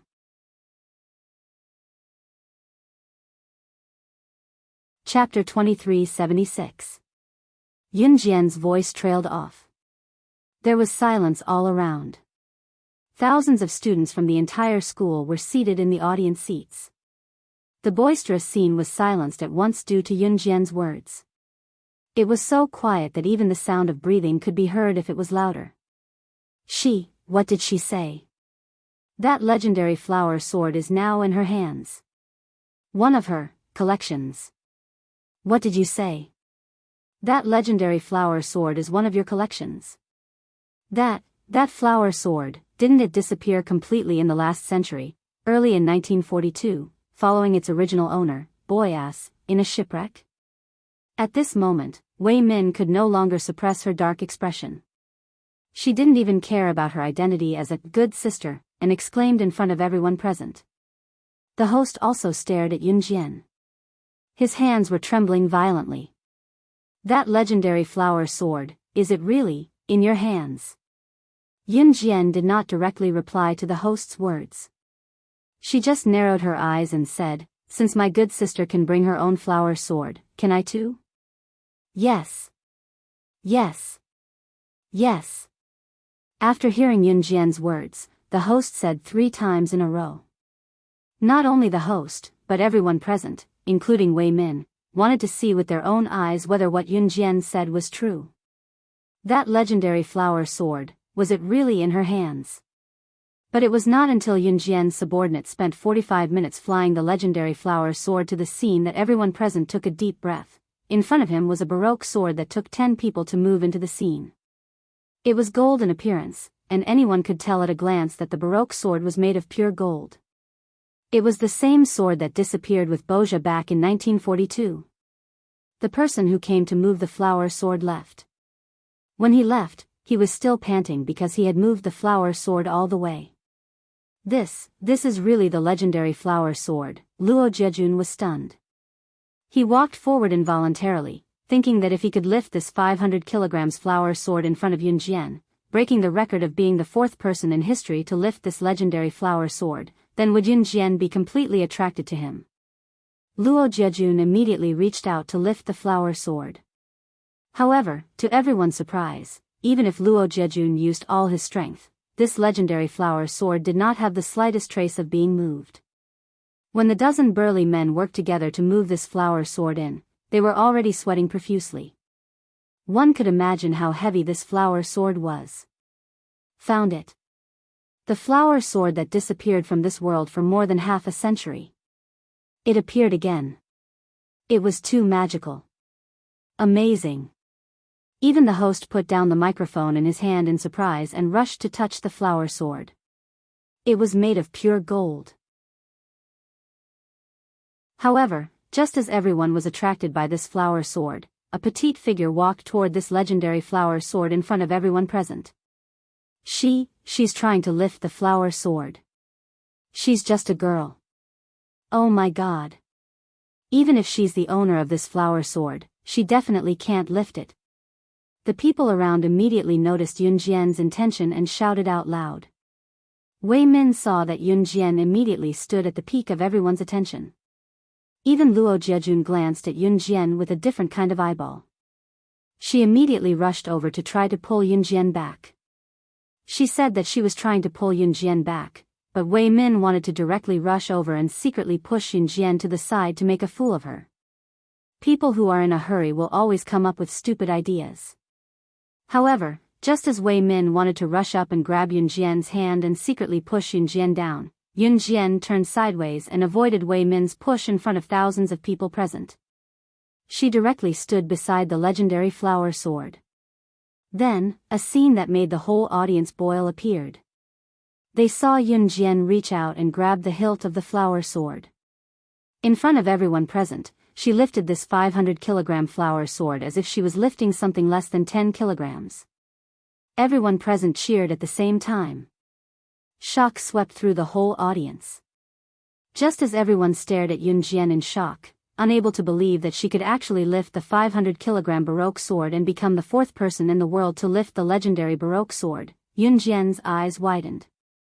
They saw Yun Jian fling the flower sword towards Wei Min as if she was swinging an arrow. Following that, everyone saw the flower sword fly past Wei Min's face by only a millimeter. Finally, it pierced into the white wall behind Wei Min. This move scared Wei Min so much that she fell to the ground, paralyzed.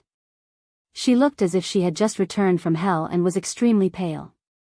The scene instantly became silent.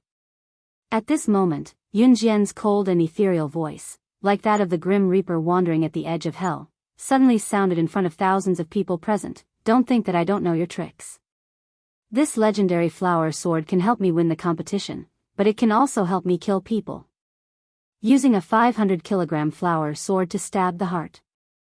I really want to try this killing method once. Want to chat with more like-minded people about Campus Rebirth, the strongest female secret agent? Follow excellent reading literature on WeChat. Talk about life. Find a confidant.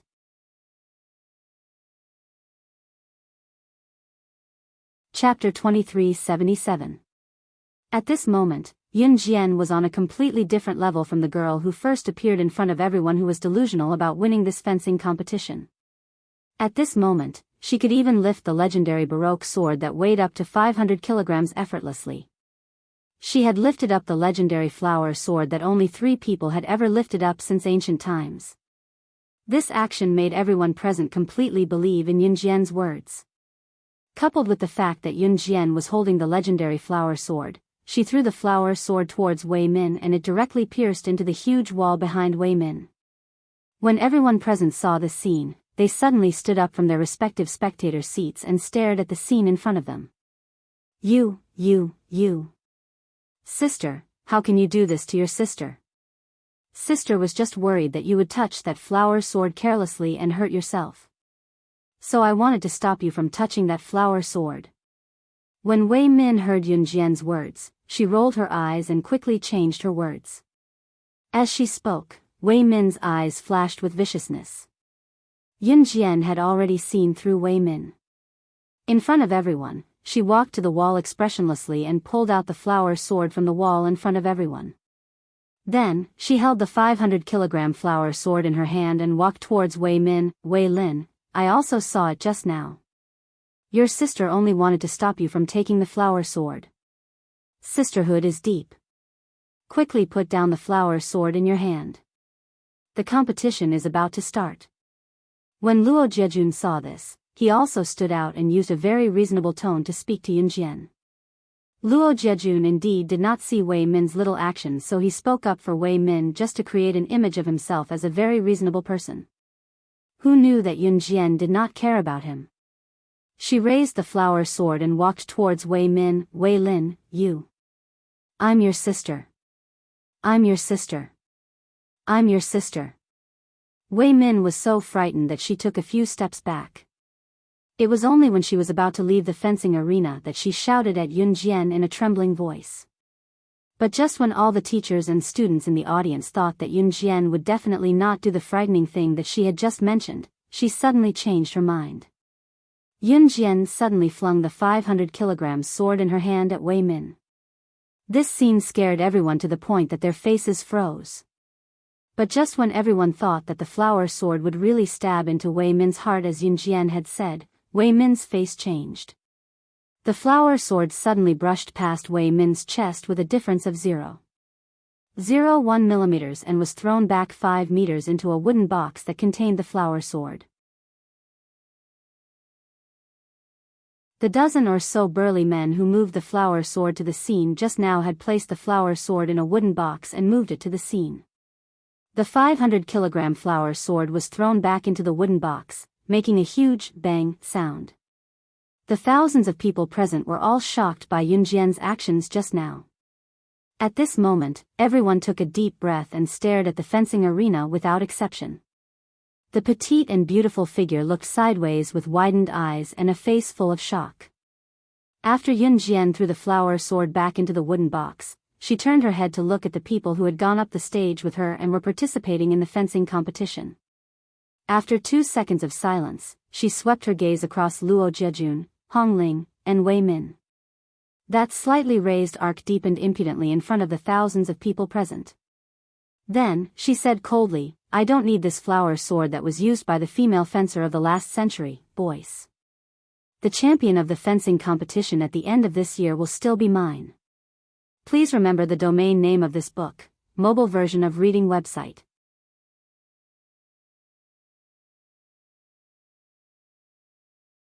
Chapter 2378. After that, Yun Jian did not care about the opinions of others. She glanced sideways at the dozen men who had moved the sword to the scene. When these men saw this, they immediately stepped forward and moved the sword away from the fencing field. For a time, the news of the reappearance of the legendary flower sword that was rumored to have disappeared in 1942 spread like wildfire. Yun Jian's frivolous words shocked everyone present. She had the legendary invincible sword, but she did not use it. Was she stupid? However, because of Yun Jian's words, the people sitting in the audience seats looked forward to one thing even more. That was, how far could a woman like Yun Jian go with her own strength? The host was also used to seeing ups and downs. After he came back to his senses, he quickly calmed the audience. Haha. Haha. Just now, it was a pre-match entertainment game directed and performed by our school's students for us.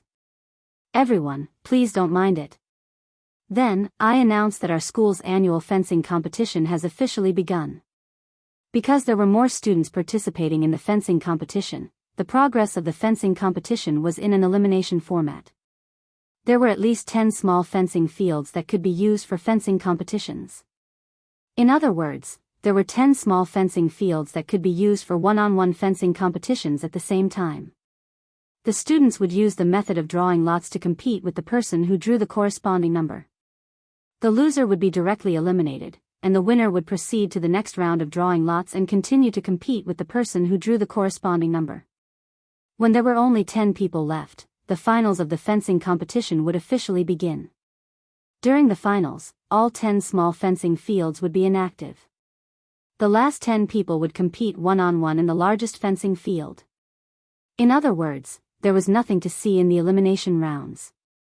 When 10 small fencing competitions were held together, the audience's eyes would be overwhelmed.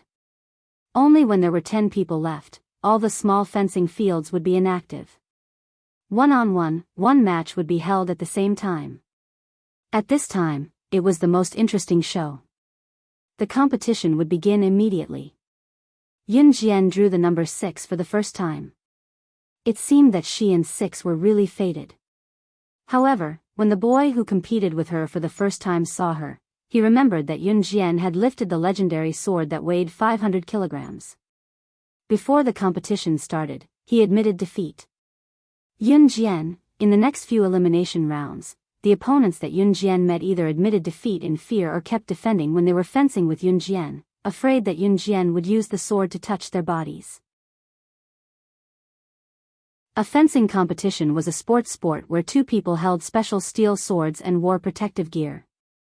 They would stab or chop within a specified time and place. During the competition, one side would use the tip of their sword to stab the opponent.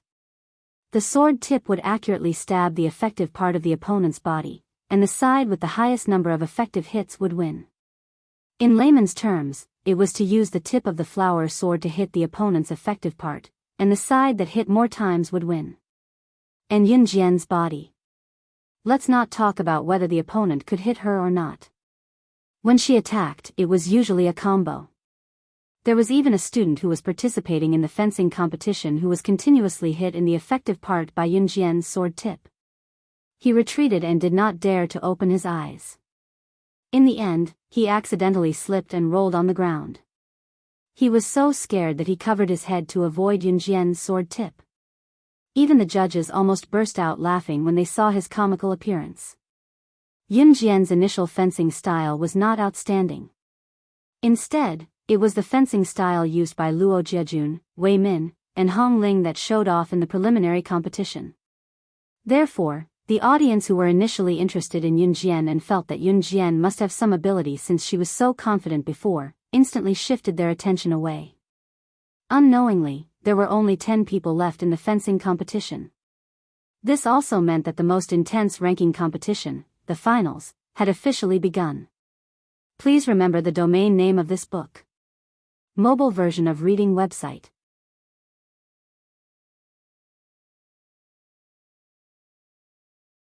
Chapter 2379. I think the youngest daughter of the Wei family, Wei Lin, can't take it anymore. She was so arrogant and cocky before, but she didn't amaze the world with a single brilliant feat in these few rounds. Wei Min's eldest daughter, Wei Min, has improved a lot compared to Bai Nian. That Wei Lin, could it be that she's bragging to stand out? Someone in the audience couldn't help but complain loudly. Hearing this, the audience all looked at Yun Jian in the fencing field. There were also a few people who had noticed that Yun Jian didn't have any amazing performance from the beginning to the end, so they all started to talk about it. I think he doesn't have much strength. That legendary flower sword just now, could it be that it was also used to put on a show? I think that Wei Lin has been very close to Luo Jiejun's younger brother, Luo Jiechen. Luo Jiechen begged his brother Luo Jiejun to help him pretend that he couldn't lift that flower sword, and then put on a few shows. That's not impossible. Some people even suspected that Yun Jian's every move just now had been discussed with others, and that she was just putting on a show. Sigh, people these days are capable of doing anything. That's right. But just watch. So what if that Wei Lin reaches the finals? Luo Jiejun will help her put on a show, but the champion position of the finals won't be given to her. Later, we'll know the truth. the students in the spectator seats complained in an experienced manner. At that moment, everyone was excitedly looking at the grand fencing field in the center of the gymnasium. The draw for the finals was also over. Yunjian drew a 5. She narrowed her eyes. The ones who drew a 1 were Wei Min and a strong male student. In the end, Wei Min won the competition with a unique move. And Hong Ling and Luo Jichen accidentally met. The two of them exchanged moves, and in the end, Luo Jichen won. Hong Ling scratched his symbolic red hair and left the stage with some regret. There were a total of 2 people who drew the number 5. These 2 people were, when Yunjian and Luo Jiejun walked onto the field from the left and right sides of the field, the audience was in an uproar. This wasn't the final battle yet. Yunjian and Luo Jiejun had already started fighting. Yunjian, the girl who kept saying that she would be the champion of this year's competition. And Luo Jiejun, who had been the champion of the fencing competition for several years. One had to know that there had not been a single female champion in the fencing competition for a full 50 years. Yunjian, this girl, could she really break the record of girls not being able to win the championship for 50 years and be looked down upon by all the boys? Just as the crowd began to cheer and get excited, Yunjian and Luo Jiejun were already facing each other. The moment he saw Yunjian, Luo Jiejun's expression changed. Then he grabbed his fencing helmet and said to Yunjian, "You're just a girl. Girls shouldn't participate in this kind of competition for boys. You'd better stop." In Luo Jiejun's mind, these words were for the good of Yunjian. After all, he didn't want to hurt her. But when Yunjian heard this, she gave a cold smile. In the next second, the referee's voice announced the start of the competition. Without waiting for Luo Jiejun to speak again, Yunjian appeared in front of Luo Jiejun in a flash with her sword in her hand in front of thousands of spectators. The moment Luo Jiejun raised his hand to stop her, the tip of the sword in her hand had already landed on Luo Jiejun's helmet. If it hit, it would count as 1 hit. Luo Jiejun reacted and was just about to deflect Yunjian's sword that hit his helmet. With a backhand, Yunjian used her sword to hit his torso, legs, hands, and arms 15 times in a row. In the knockout round, 15 fencing would take place within 9 minutes. The person who hit the opponent the most times would be considered the winner. But the competition had just begun, and only 10 seconds had passed on the stopwatch. Yunjian had already hit Luo Jiejun's effective body part 15 times in just 10 seconds. Before the crowd could react, she had already turned around, pulled off her helmet, threw down her sword, and walked off the stage. At the same time, she left Luo Jiejun with a sentence that shocked everyone present: 15 consecutive fencing strikes in 10 seconds. You, the former champion of the fencing competition, are really a real waste. Please remember the domain name of this book. Mobile version of reading website.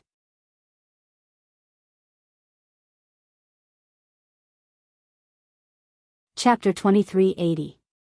Translator, Endless Fantasy Translation Editor, Endless Fantasy Translation Campus Rebirth, the strongest female secret agent. Please wait for a moment. After the content has been updated, please refresh the page to get the latest update.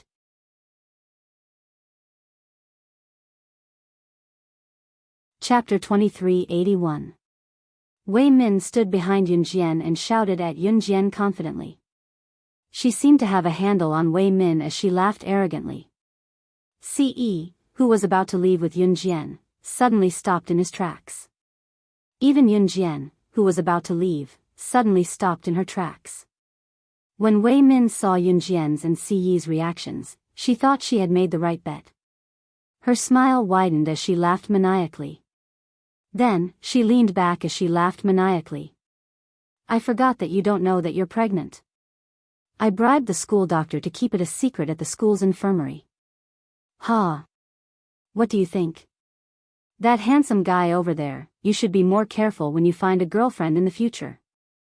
Our Wei family lost contact with this woman for 10 years. Who knows how many people have defiled her before? She probably doesn't even know who the bastard child in her stomach belongs to." Wei Min's words were clear and logical, as if that was really the case in reality. At that moment, Ce didn't hear what Wei Min said about Yunjian. After he heard Wei Min say that Yunjian was pregnant, he paused for a moment. In that instant, the corners of his lips curled up into an imperceptible smile. In the next second, in front of Wei Min, Ce grabbed Yunjian's small hand and pulled Yunjian into his embrace. He hugged Yunjian tightly from behind and placed his hand on her abdomen. Ce didn't even dare to use too much force because he was afraid that his hand would affect the child in her stomach. Wei Min's heart skipped a beat when she saw his unconcealable joy and how he doted on Yunjian so much that he wanted to treat her with all his kindness. Could it be that the child in Yunjian's stomach is? Before Wei Min could react to Ce's actions and before Ce and Yunjian could speak, a young man with a slightly rough voice suddenly sounded. His voice was trembling and filled with disbelief. What? Wei Lin. Wei Lin is pregnant. As soon as the voice fell, 4 figures walked out from the forest beside the school's gymnasium. These 4 figures were Luo Jiejun, Luo Jiechen, Wei Zhe, and Hong Ling. The young man's voice was none other than Luo Jiejun. Luo Jiejun had just followed Yunjian and Ce out with Luo Jiechen and the other 2. When he heard Min's words, his face turned pale. Seeing Luo Jiejun suddenly appear, Wei Min's face turned pale. However, she gritted her teeth and decided to go all the way. She changed her sharp voice to that of a girl next door and said to Luo Jiejun, "Brother Jiejun, I heard it from the school doctor. She's pregnant. How long has it been since she returned to the Wei family?" And the school doctor said that she's been pregnant for 2 months. She hadn't returned to the Wei family at that time. What does this mean? It's very likely that she got pregnant after fooling around outside. She got pregnant before marriage. A young lady from a wealthy family got pregnant before marriage. She's destined to be ridiculed for being lascivious and unable to endure loneliness. She's ruining the Wei family's reputation. This time, Wei Min had sufficient words to prove that Yunjian had done bad things before she returned to the Wei family. Women in the countryside got married early and got pregnant early. However, wealthy families usually didn't take wedding leave too early, let alone getting pregnant before marriage. This would be ridiculed. Wei Min was certain that Ce would dump Yunjian after hearing about Yunjian's pregnancy and that her brother Jiejun would change his mind. However, just as Wei Min thought so, Luo Jiejun's face turned pale. Ce, who was standing in front of them, hugged Yunjian's waist from behind and retracted his hand that was gently placed in front of her stomach as if he was protecting a treasure. Then, without waiting for everyone present, he took out a large notebook from his trouser pocket and showed it to everyone with a smile that angered both men and gods. Who said that we got pregnant before marriage? She's my wife. Whether she's pregnant or not, it's not up to you to tell her what to do. Please remember the domain name of this book. Mobile version of reading website.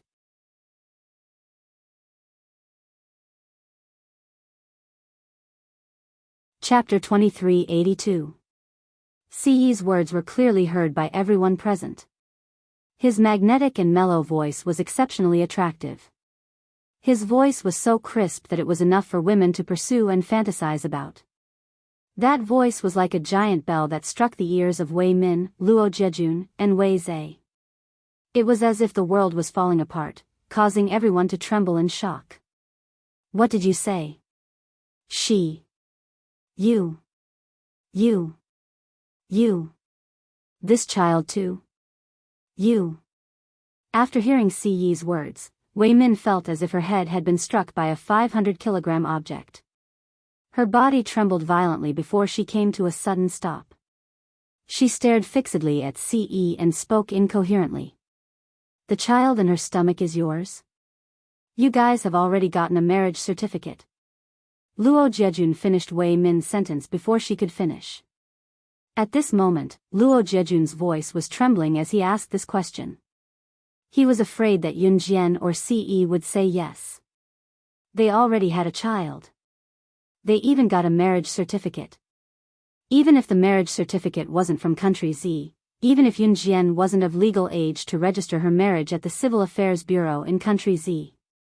However, since Yunjian and Ce already had a marriage certificate, it was legal. Luo Jejun trembled all over. This was the first time he was so interested in a girl and also the first time he paid so much attention to a girl. In the end, not only was this girl married, she even had a child. Not bad, Wei Lin. You're awesome. You're even pregnant. No wonder you like eating pickled cabbage so much recently. You eat it every day for every meal.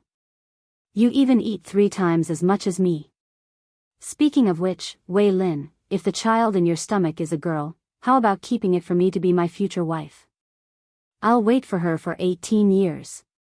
Haha. Just as the atmosphere started to subtly change, Luo Jichen spoke in a relaxed and straightforward tone. Luo Jichen didn't notice the subtle change in the atmosphere. He was a disobedient person who usually played games on his phone, played video games, and participated in gang fights. He was a very casual person. At that time, Yun Jian, who was called out, came back to her senses. Her expression didn't change at all, but she felt a strange feeling in her heart. She's pregnant. She was pregnant with his child. At this moment, Yun Jian's feelings were very complicated. When Yun Jian learned that she was pregnant, she was very nervous. Would she not be a good mother after the child was born? But to be honest, Yun Jian was more surprised and happy than nervous. Yun Jian's heart pounded wildly at the thought of the little life quietly growing in her stomach. Although she looked indifferent on the surface, Yun Jian's red lips, which were curled up slightly, hinted at her current mood. Hey, Wei Lin, to be honest, if you really give birth to a daughter, I definitely won't marry her in this lifetime. I'll marry her when she's 18 years old. Do you agree? If you give birth to a boy, then in 6 or 7 months, will you be able to give birth to him to play with? Grabbing, pinching, and lifting. Kids are so fun. Hey.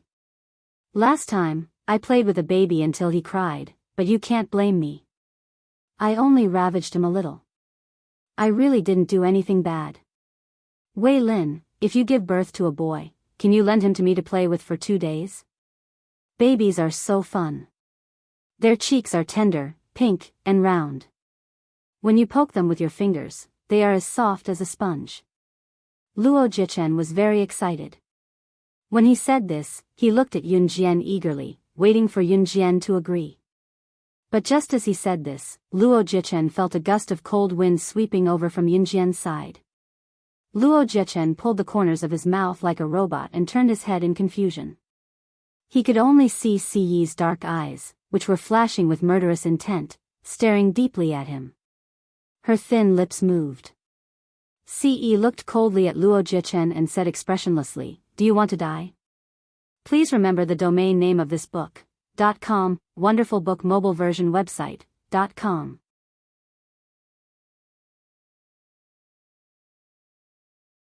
Chapter 2383. These 2 simple words came out of Ci's thin lips, but they carried a cold and piercing murderous intent. After the chilling sound spread out, everyone present was suddenly shocked, and it took a long time for them to react. Especially Luo Jichen. Luo Jichen had only said what was on his mind, but he didn't expect to receive such a terrifying glare from Ce. Luo Jichen was so frightened that he trembled. He quickly waved his hands and shook his head. No, no, no. I'm not looking for death. I'm not looking for death. Big brother, I was wrong. Just pretend I didn't say anything. I didn't say anything. I didn't say anything. Luo Jichen immediately cowered. He stood behind Luo Jejun and quickly shut his mouth. After he shut his mouth, Luo Jichen opened his mouth and said to Yun Jian and Ce, "You 2 really look like husband and wife. You're a match made in heaven." I'm speaking from the bottom of my heart. Hee hee. Luo Jichen wasn't afraid of offending his big brother, Luo Jejun. After he finished speaking, he stood behind a big tree and reached out to hug the tree. He hung his long legs on the tree. He cursed in his heart, "You immortals fighting has nothing to do with this young master." No one cared about Luo Jichen's cowardice. At this moment, Wei Min, Luo Jejun, and the others had already recovered from their shock. Actually, it wasn't just the current university students. In the year 2003, dating had become a trend among university students. As early as the old era of the previous century, the idea of dating was already outdated. As men and women dated and developed feelings for each other, it was inevitable that they would steal the forbidden fruit and lose control of their emotions. Of course, it was difficult for most couples to end up together in the end. Therefore, as a girl, she had to protect herself well. She couldn't be attracted by a few words from an ordinary guy who thought he was very knowledgeable. She couldn't fall in love with him and be cheated away. She had to remember that for people who were truly capable, even if they didn't brag, other people would know their true strength. Most of the time, people who kept talking about how powerful they were just empty words. They didn't have any real skills. It wasn't uncommon for college students to get pregnant. There were also some who secretly went for an abortion.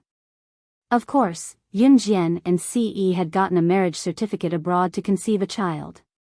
Moreover, from the looks of it, they didn't intend to hide the fact that they had an abortion at all. Jichen, just you wait. I'll teach you a lesson when we get home. Luo Jejun shouted angrily after hearing Luo Jichen's words. Just as Luo Jejun was about to speak, Wei Min, who was standing in front of Yun Jian and Ce, suddenly sneered, "Here it comes, As she spoke, Wei Min glanced sideways at Yun Jian. Yun Jian had long noticed that Wei Min was different from other young ladies. Wei Min was very smart, but her intelligence was used in a bad way. Yun Jian only narrowed her eyes slightly. Just as Yun Jian narrowed her eyes, a group of middle-aged people in their 40s and 50s appeared at the other end of the school path. When Yun Jian saw that group of people, her gaze paused slightly. That group of people were the upper-class families of Biyao City. When Yun Jian first entered the Wei family, she saw those people at the banquet that Wei Xiao held for her to return to the Wei family. And the person leading them was Wei Xiao. Wei Xiao had just arrived with his wife, Wang Ruoya. He scanned the surroundings and was stunned when he didn't see the banquet that Wei Min had told them about. "Min, didn't you send invitations to everyone in my name saying that the school would hold a banquet?" "This is. My apologies. I've gathered everyone here today because I want to announce something to everyone." "Ha. I didn't have any evidence before, so I didn't say anything. But now, I've found sufficient evidence. I've already asked someone to take Wei Lin and my father's samples for a DNA test and found that Wei Lin isn't my father's biological child at all, so I want to tell everyone from the upper class that she, Wei Lin, is just a liar. Please remember the domain name of this book. Mobile version of reading website.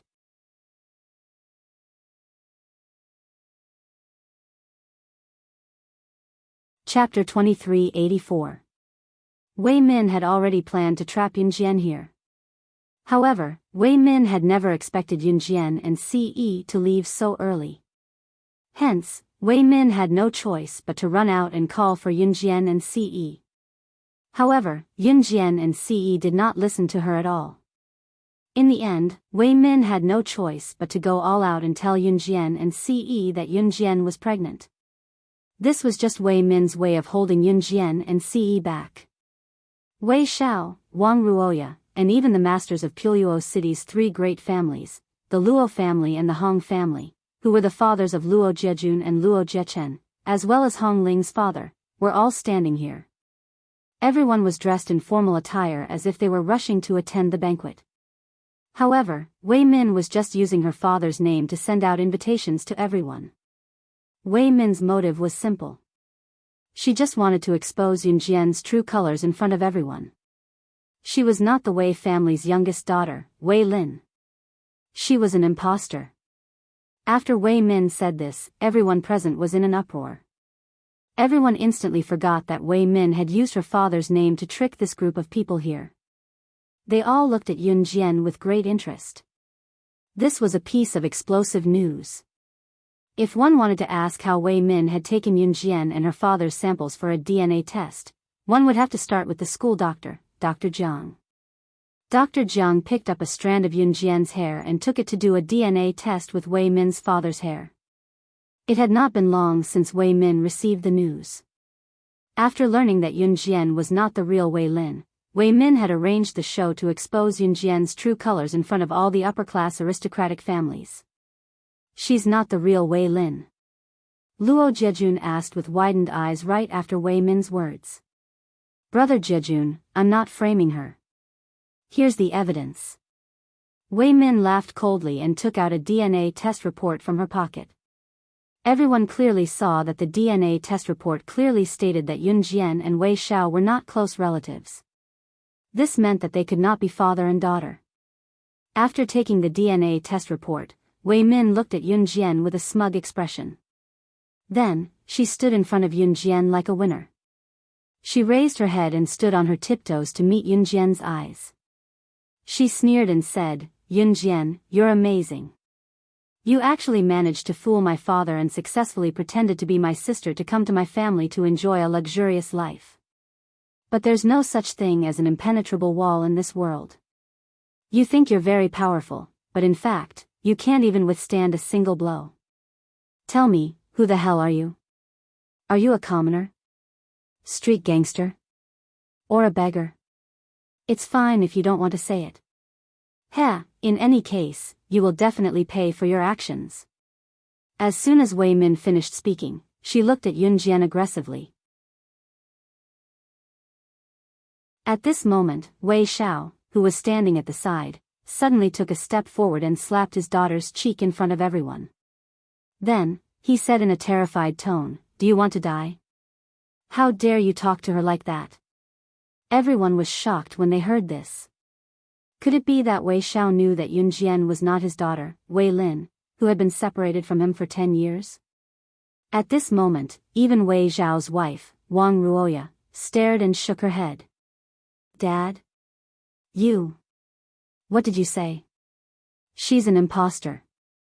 Don't tell me. Don't tell me you know about this. Wei Min looked at Wei Xiao in disbelief and asked loudly. But just as Wei Min finished speaking, a female voice that was as pleasant as the sound of nature had already spoken first. Of course your father knows about this. The person who spoke was Yun Jian. As soon as she said this, everyone turned to look at Yun Jian. Right in front of everyone, Yun Jian's lips curled into a red arc. A brutal murderous intent flashed across her expressionless face as if she was a murderer. A voice that struck fear into everyone's hearts rang out at the same time. Please remember the domain name of this book, .com, Wonderful Book Mobile Version Website, .com.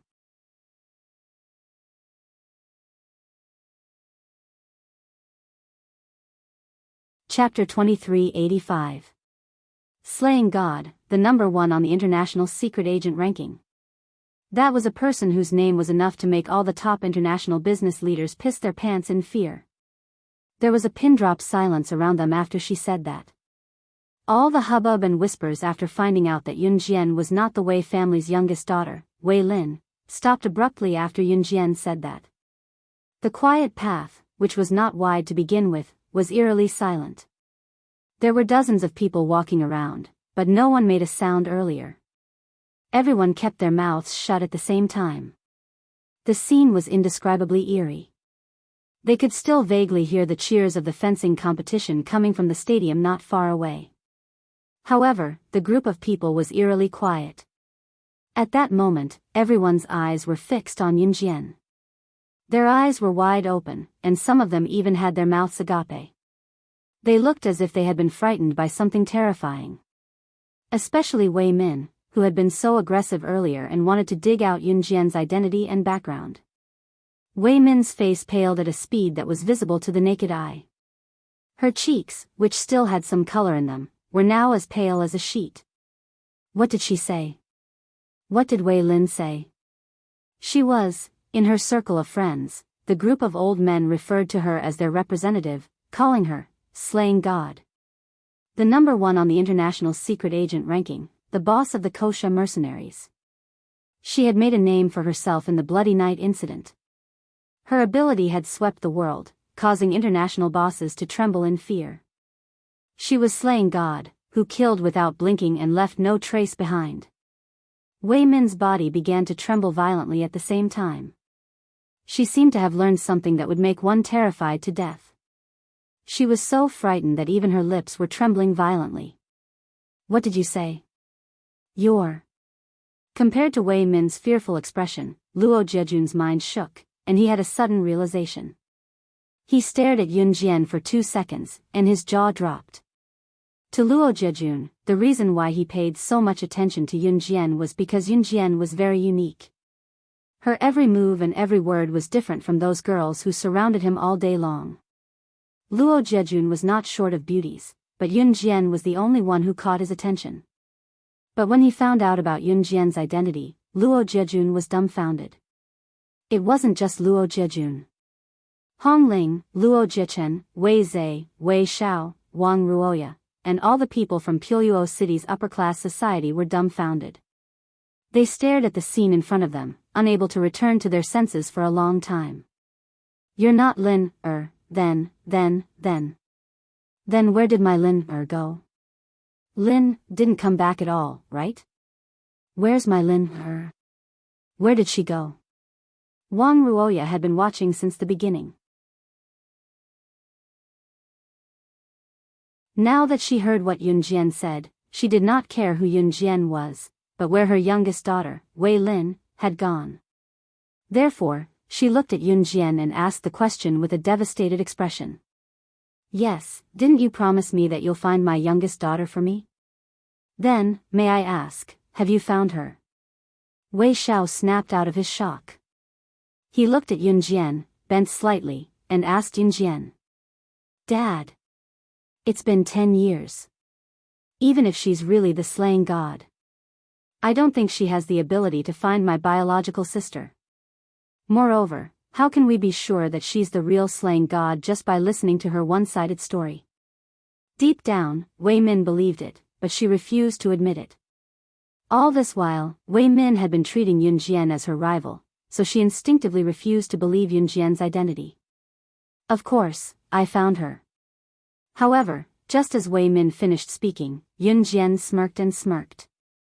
Then, she extended a hand as if she had expected this to happen. She snapped her fingers softly.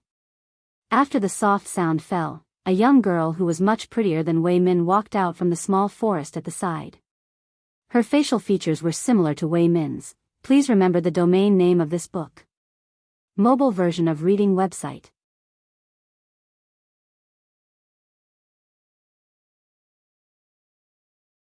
Chapter 2386. The girl was wearing a pair of black jeans, a tight white top, and only a leather jacket. She walked out of the forest with graceful steps and gradually came to the front of everyone. Just from the girl's appearance, I can infer that this girl is definitely Wei Xiao and Wang Ruoya's biological daughter, Wei Lin. As Wei Min, who had always been against Yun Jian, Wei Min's looks were average and not considered good-looking. However, her figure was all right and was completely different from her father, Wei Xiao. As for the real Wei Lin, although her features were similar to Wei Min's, Wei Lin's looks were very accurate. Her nose was slightly high, her lips were red, and her eyes were very big. Her eyelashes made her look very cute when she blinked. She was completely different from Wei Min. She was really found. A person who had been lost for 10 years was really found by Yun Jian. The moment she saw the real Wei Lin appear, Wei Min's eyelids suddenly twitched. Then, her heart suddenly tightened, and an expression of fear of being discovered after doing something bad took over her entire face. You really are my Lin, My Lin, Wang Ruoya recognized her at a glance. She rushed forward almost at the same time and hugged Wei Lin.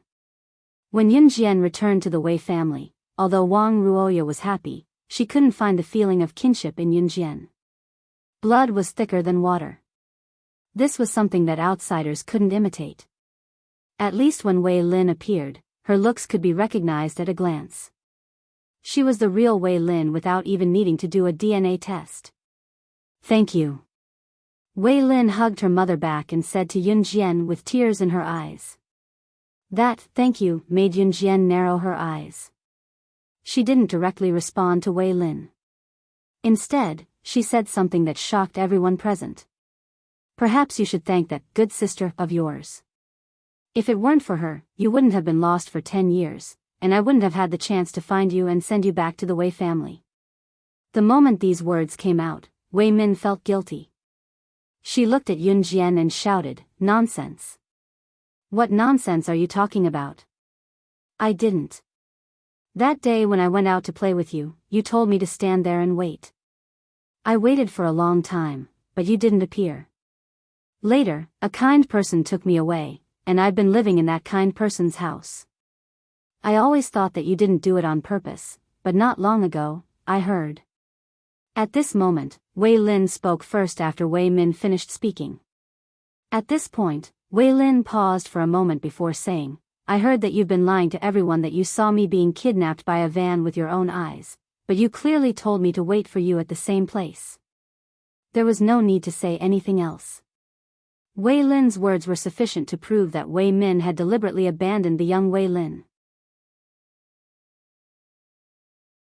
Of the way of the way of the of the way of the way of the of Wei family of the way of the way of the way of the Wei family. No. I didn't. I. Wei Min covered her ears when she was exposed for what she had done back then, her face drained of color. Still, she suddenly lunged at Yun Jian like she had gone mad, yelling and tearing at her as she did so. Ha ha ha. I did it. So what if I did it? It was you. If it wasn't for you, how could Wei Lin, that little B***tch, return to the Wei family? I'm still the most beloved daughter of my parents and the most beloved sister of my brother. You B***tch, go to hell. You're finished. You're finished. Ha ha ha. Please remember the domain name of this book. Mobile version of reading website.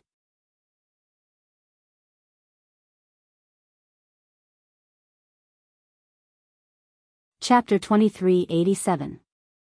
As if triggered by something, Wei Min charged at Yun Jian desperately, trying to drag Yun Jian down with her. It was over. She was done for. The scandal back then was exposed in front of Biyao City's upper-class society. From now on, there would be rumors of the Wei family's young miss abandoning her younger sister out of spite in Biyao City. As for her brother Jun, and he definitely wouldn't like her anymore, Wei Min was purely thinking that she would drag Yun Jian down with her even if she was done for. Hence, Wei Min did as she was told.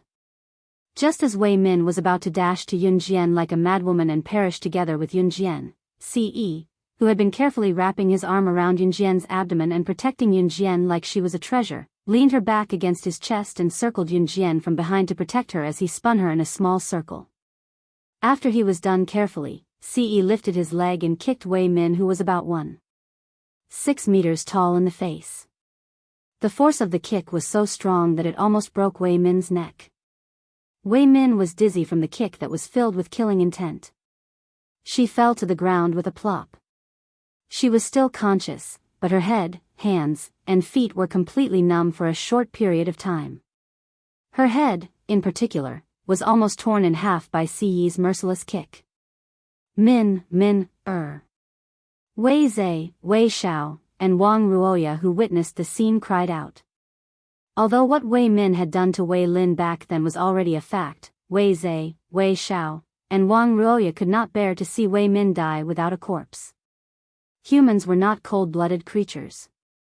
No one could guarantee that they would not develop feelings for someone after interacting with them for a long time. The feelings here referred to pure friendship, family, and so on. CE's expression was terrifyingly dark. What Wei Min did just now was a test of his patience. How dare he face Xiao Jian's opponent right in front of him?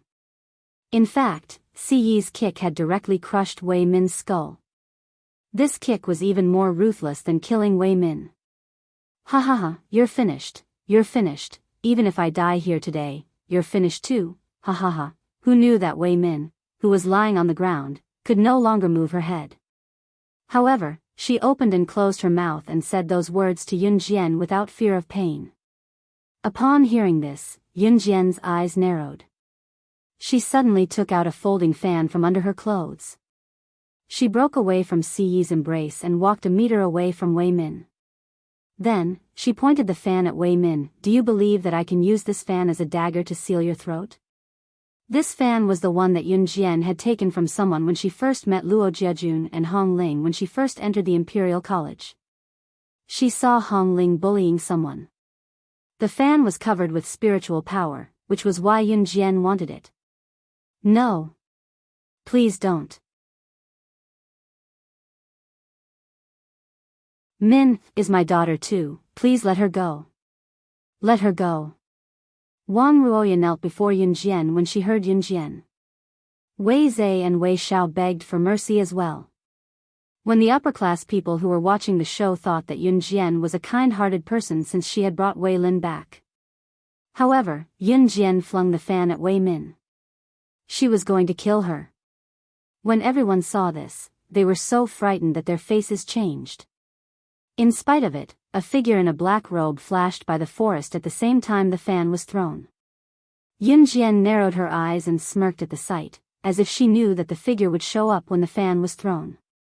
Just as the sharp end of the fan was about to seal Wei Min's throat, Yun Jian was one step ahead of the black figure and caught the fan before retreating to Siyi's side. Then, Yun Jian smirked at the black figure. You really showed up. Mysterious person. Please remember the domain name of this book. Mobile version website. You're tuning into the Biyao's Wuxia Chronicles YouTube channel. Don't forget to subscribe and join us on this journey to catch the most captivating stories.